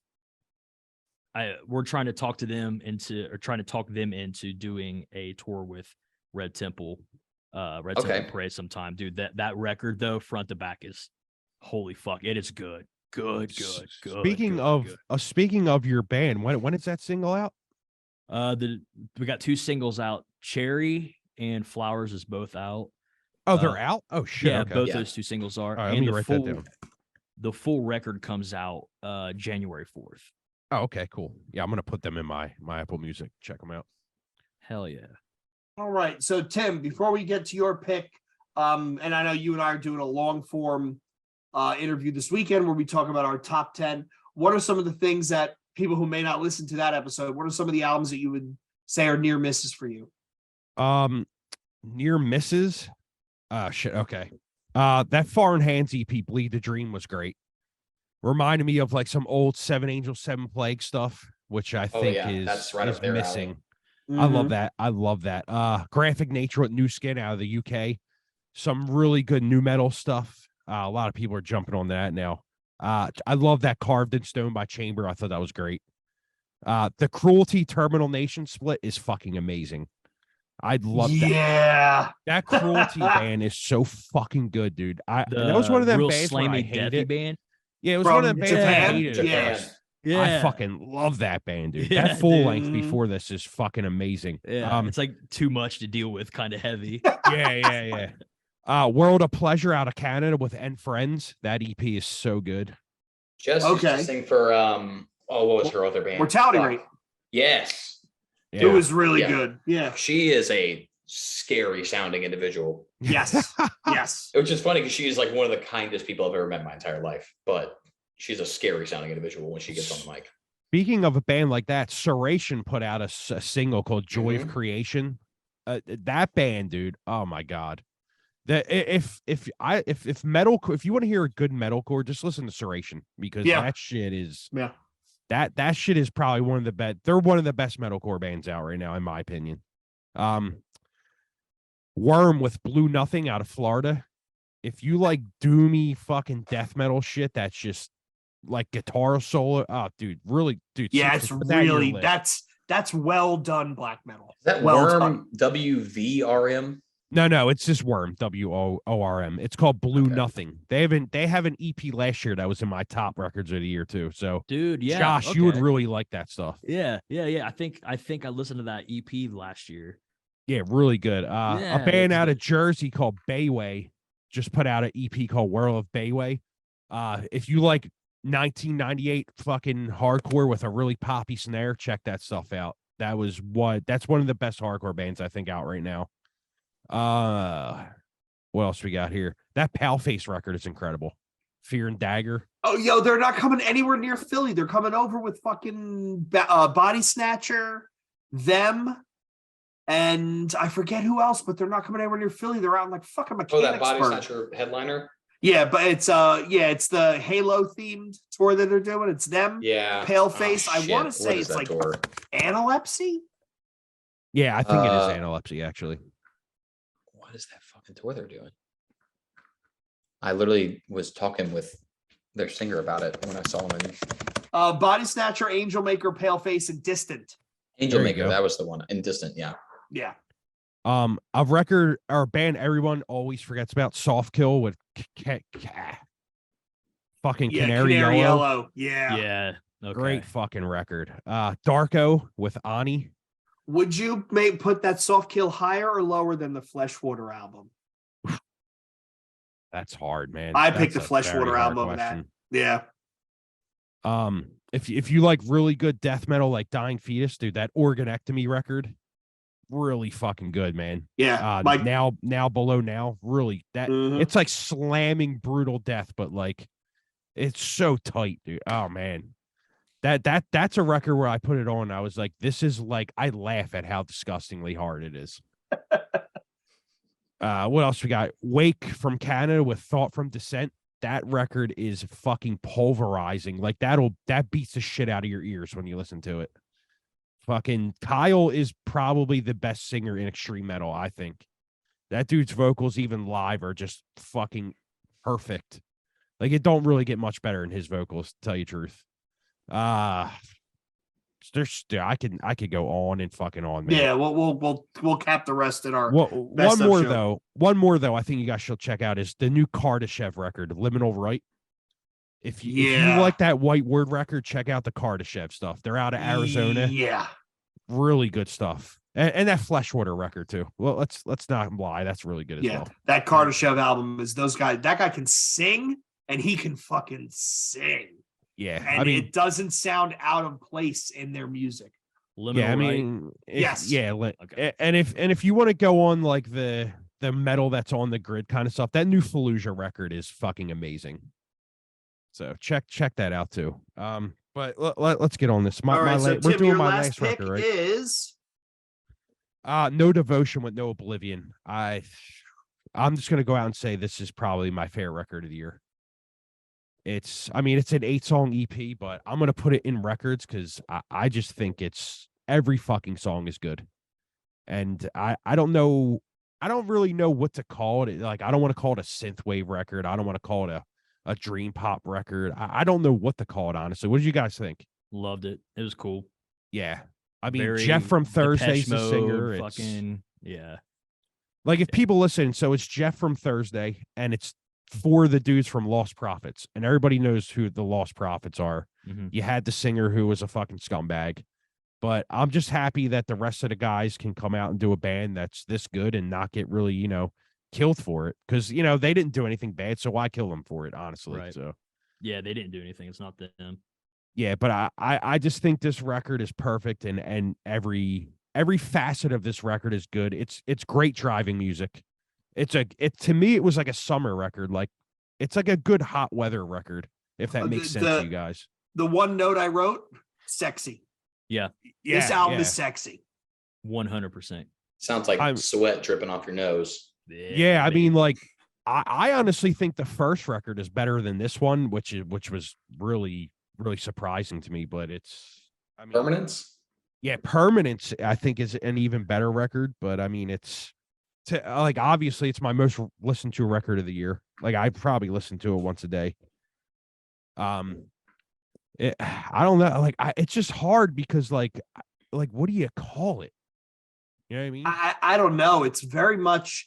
It's kind of straddles the line between that Fleshwater and Soft Kill and Drab Majesty. Yeah. It's in the middle there, right? Where it's sexy, but it's not too sexy that it loses a little bit of an edge to it. It's still got a little bit of an edge to it.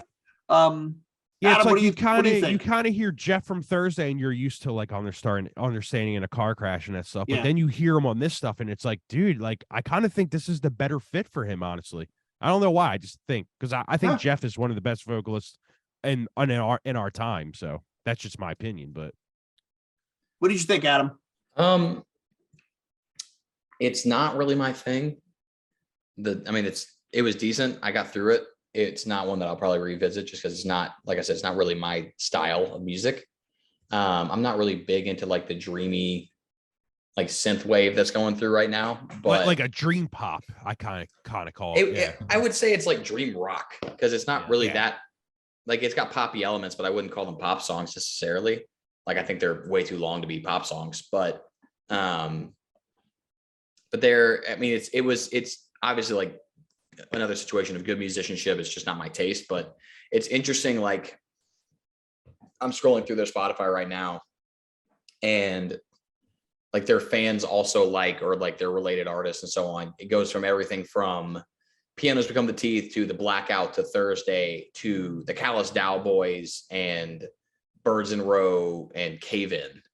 So it's like you obviously, it's like with it's one of those 5 bands, you can kind of automatically sense where they're gonna sit. Oh yeah. shit! You're not to cut you off. I forgot that new Cave-In record is really good. Is it? I haven't listened It's to it yet. Really, I haven't good, got. I man. didn't listen to anything but the singles. So Yeah, I need to check go out back that to it. Cave-In record. That's definitely a near miss for me. But yeah, the No Devotion record. Oh, excuse me. Kind of made me do that. Honestly, it's just very like relaxed, and it's one of those Scared of it. where He's scared of it. Just say it. I'm scared I'm of it. terrified of No Devotion, dude. It's too soft. You're for scared me. of sex, man.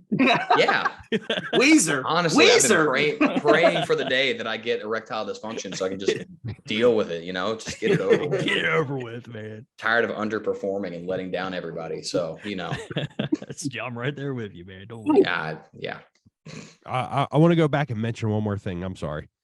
Do you guys hear that Left to Vanish single, the new one, the Leave Me Be? Mm.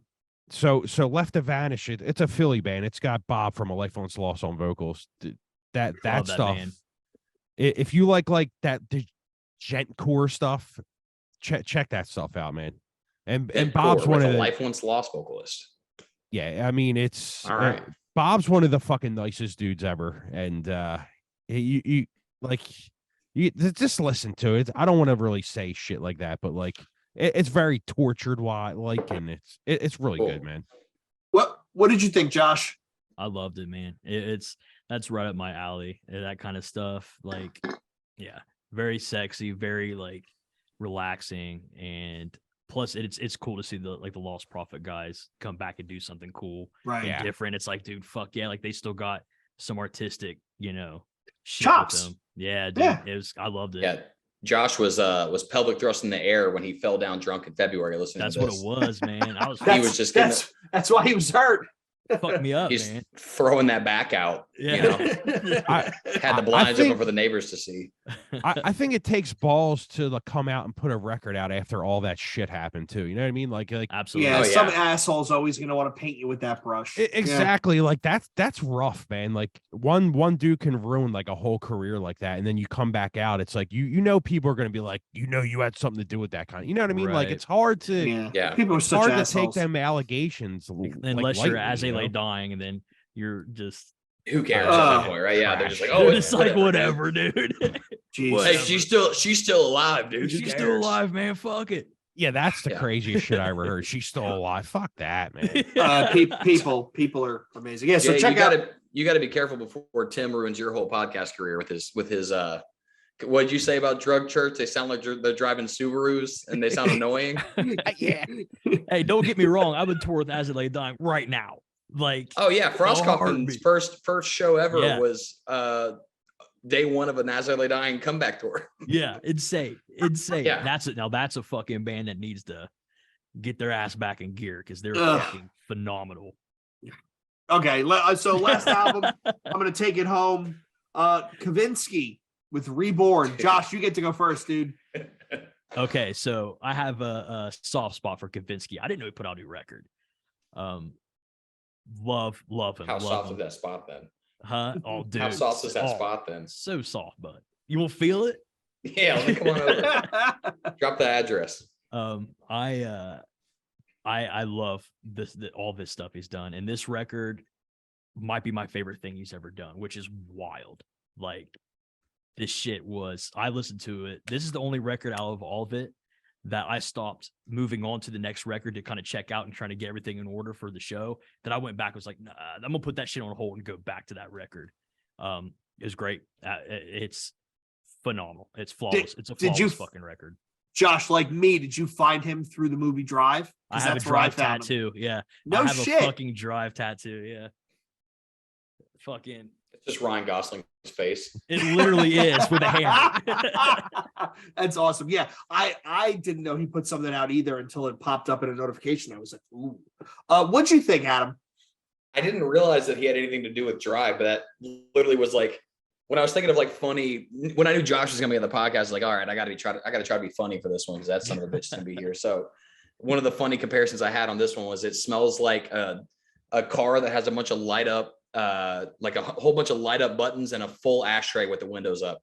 Yeah, dude. The T-top. Roll around the T-top. No, but it is a really cool, like every song sounds like mid 80s Triumph, you know. Yeah. It is literally he's got the song with Cautious Clay. That was my favorite song on there. And I mean, so I'm curious, I don't know anything about this guy aside from this record. Is he an instrumental artist and then has vocal features? Yeah. Okay, Yeah. that makes more sense. Because the whole first song being instrumental, I was like, there's no way Jay's about to make me listen to an hour. No, he has like no, just he that. has But- collaborators. And Yeah, he did a yeah. song with The Weeknd. he did Oh, a song with that The checks Weeknd, out. which is one of his biggest songs. I would imagine. So this movie came out, and then I don't know if you guys play video games, but there was a video game called Far Cry Blood Diamond or Blood Yeah. Dragon, where it was 80s synth based. All this stuff started coming out at the same time. So he was just Okay. right in that sexy synth wheelhouse. I'd imagine the it just Weeknd worked. song is Night Call. Is that the Weeknd no, song? that's the No, one from that's the Drive. one from Drive. Really? That's my favorite song by him. What's the Uh, song with the Weeknd? Is it Odd Look? It might. Wait a minute. Let me look. Because Night Call has 273 million plays on Spotify, which is over Yes, 200 Odd million Look. more. So the one with the Weeknd is not his most popular song. Nope. That's crazy. Motherfucker But was when on the you Super listen- Bowl. When you listen to that Dude. song with The Weeknd, you're gonna go, "Yo, there needs to be a whole album of shit like this." Like it is. The Absolutely. Weeknd's high pitched voice just fits with the music. But yeah, Yeah, totally I makes fucking sense. I love this guy. Tim, what did you think? I absolutely love this shit. I'm not a fan of instrumental music at all. So if it was all instrumental, I would hate it. I just can't dig. I don't dig music without vocals. But this reminds me of Gunship, and I love both them records. Yes. Yeah, that's a good call. This record has more of the R&B like synth vibe to it, and I really like that stuff too. I don't really care for a lot of like actual R&B per se, but this record reminds me of that because, like I said, with the Gunship, they do kind of the same thing. There's probably Yeah. people on this record that were on that record if I'm actually thinking about it because they sound very Probably. similar. But yeah, where's this dude from? I think LA. I want to say French. LA. Okay. Is he French? Says the alter ego of French DJ Vincent There you go. Valorgi. Yeah, because I was gonna say like it sounds like he would come out like the UK or something. So I'm Yeah, not far off. You know why I think he's from LA? Because in the same vein, you have Time Cop, you have Street Cleaner, you Yeah. have my other choices, but not Kavinsky, was the new Carpenter Brute album, which is solidly in this wheelhouse. Really or good, if you yeah. guys haven't heard the Trevor Something album that came out this year, it literally sounds like a breakup in musical form. What's it Someone called? just falling apart. The album, wait a minute, because he did a couple this year because the guy is so prolific. Listen to it actually made my top 10. The Death of. It's called Trevor Something, The Death of. Yes, The Death of. And it's a guy with a bloody nose on the cover. It literally is the sound of a breakup happening in real time. It is a beautifully depressing album. Beautifully. Good. So I'm glad I got 1 out of 3, right? I hit 1 out of 3. Yeah, it's definitely a killer record. Like the vibe of it is to me is like I said with the No Devotion. It's definitely like to me it's like a summer driving record, man. You have the windows down, nice breeze. To me, that's the kind of shit I like. Break out fucking Knight Rider. As far as shout outs, the stuff that you guys haven't shouted out that I think people should listen to, the new Worm Rot record is absolutely amazing. The new Body Snatcher is amazing. Author and Punisher, if you like industrial, he fucking killed it with that new record. This is the best Terror record Terror has done, and it's really because what's his name is writing the riffs for them, Todd Jones. Shout out to Revocation. Shout out to No Mas from DC. What a fucking punishing grind record.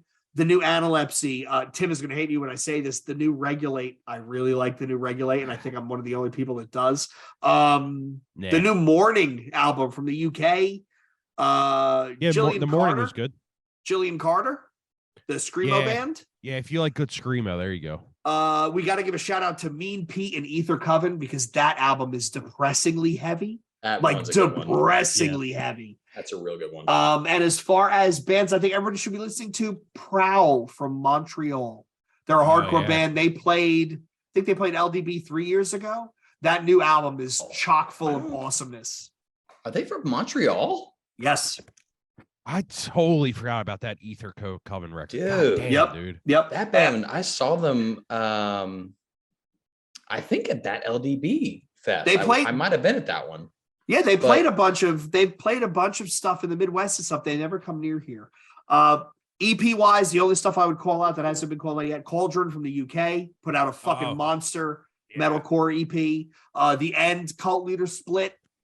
A Knife in the Dark from the Carolinas. Knife in the Dark is fucking sick. That straight edge band. And I got to give a shout out to Snuffed on Sight because that is so stupidly heavy that when they opened for, I just saw them with Simulacra and Vomit Forth. Shout out to Kane and Vomit Forth. Snuffed on Sight was so heavy that basically it was me in the back of the room with a bunch of other older guys just giggling because it was so stupidly heavy. In that same vein, shout out Volcano. Yes. For sure. Yes. That EP is so sick. Goddamn, that is straight up dumbass music. That is what that is. Who is that again? That's the guy from Sanguisugabog, right? Cody. Members of Sanguisugabog, yeah. But okay, I thought so. They are, man, I was not into it until I had them on a show.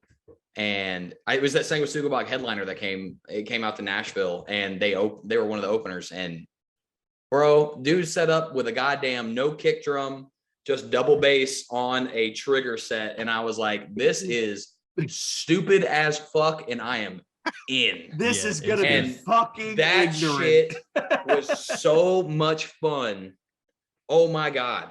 So he didn't even bring a drum. He just brought the triggers. That's it. That's what he plays with. It's just, he doesn't bring a kick drum. He literally plays with the trigger. Dude, oh man, he played something recently where he didn't use the rest of his kit because the stage was so small. It was like just the trigger cymbals and a snare. I've seen that. Yeah. That shit that literally sounds like you're getting chased by Trip Pants. It is just the funniest, like I'm bigger than you, so fucking deal with it music I've ever heard in my life. Like, oh, it's so much fun. There is something to be said about those types of bands where they don't take themselves too seriously. They really lean into it. Them, Body Box, even Sanguisugabog, right? They have fun with what they do. Oh, Sanguisugabog makes it enjoyable. Knee deep in the shtick with them. They are fucking the best at it. They are. Oh my God. Like when I saw them, Josh, what's their singer's name? Devin Swank. Yeah. Dude, he says something about, he goes on this rant and he's like, at our shows, he's like, fuck homophobia, fuck racism. If you judge anybody for whatever, he goes on this long, like, moral high ground rant. He's like, we don't kink shame in this band either. I fuck dead bodies and that shit's fucking sick. This is necro something or other. And I was like, that was a long way. That was a long road and it came to a really good ending. That was hilarious. Like the payoff was, it was great. I was like, man, you have to commit so hard to that to be able to pull it off. And they do it so well. There's something to be said about those bands. Again, I always go back to, rest in peace, Trevor, but the Black Dahlia Murder. They're a band that does not take themselves super seriously. And they make great music because they're up there. You can tell they're having fun. Oh yeah. Another band that's like that, that's not like in the same vein as like writing songs that are deliberately funny, but momentum. They're going to be putting out music next year. And that last album was great. Oh yeah. I just had them. Huh? You talking about Idiot?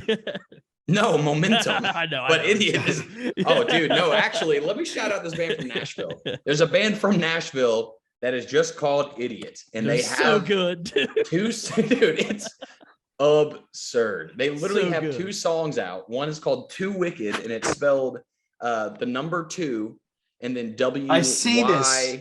What is this? And then they have a song called Gun. Yeah, it's called Gun. It is literally the best musicians in Nashville that are not constantly touring made a band that is just the craziest shit you've ever heard. Hold on, let me find this. I think I got Ben I to send the found it. fucking lyrics to this. It's actually awesome. The lyrics Fans, are gun. fans also like No Cure, A Dozen Black Roses, Orthodox Chamber, Vatican, Gates to Hell, Body Box, Gridiron. Oh, I forgot about that Gridiron album. Is that Dude. this year? Yeah, it Yeah, was. it's That's good. another great one. Great one. I Am, Momentum, Volcano, Foundation, Never Ending Game, Year of the Night. Dude, hold on. Can I please tell me this has the lyrics on it? Man, when I tell you that this band is great because Ben is hilarious. Like he is just a genuinely funny person. He'd be a fun one for you to have on this podcast because he listens to all things old metal as well. But he is very funny. And so the entire thing is just this big, long bit where it's like, they're making you laugh. They're playing samples in between the songs that are like disturbed over trap beats, like just funny shit. It's so And stupid. dude, but when you peek behind the curtain, it's Taylor Stevenson's on one guitar, who's played in Orthodox, Chamber, Hanging Moon, Waste, all these great Nashville bands. Clay Bowers and Lucas Bowers, two brothers. Clay, unreal guitarist. Lucas is arguably the best drummer in the Nashville heavy scene. And then Dalton playing bass. Like they are literally just like, it is insane musicianship. So like when you look behind the bit, it's actually crazy music. And their whole thing is being, they play songs that are so extreme that like a lot of bands that are touring could not play those songs, but they do it really well. And it's you put too much hilarious. talent into one band. Okay. It's absurd. Listen to the song Gun. They literally have a song that talks about like, one of the lines is, wouldn't it be fucking sick if this gun actually existed? Like, It's wild. I'm sold. I'm sold. yeah, it's amazing. I'm sold. All right. So, man, this was long one. So, wrapping it up, I want to thank Josh for coming in off the injured reserve to sit in. I want to thank Adam once again. Thank both of you for having a good time. On behalf of all of us, I want to thank all of you listeners for tuning in, listening, watching, whatever. You know where to find us: Instagram, Twitter, Facebook, New Metal Reddit, r/New Metal. We're always out there talking shit. And apparently I'm going to be on r/Synthwave trying to find people who agree with me that the Blood Incantation album is actually enjoyable. So until next time, it's a New Breed podcast saying cheers. Later.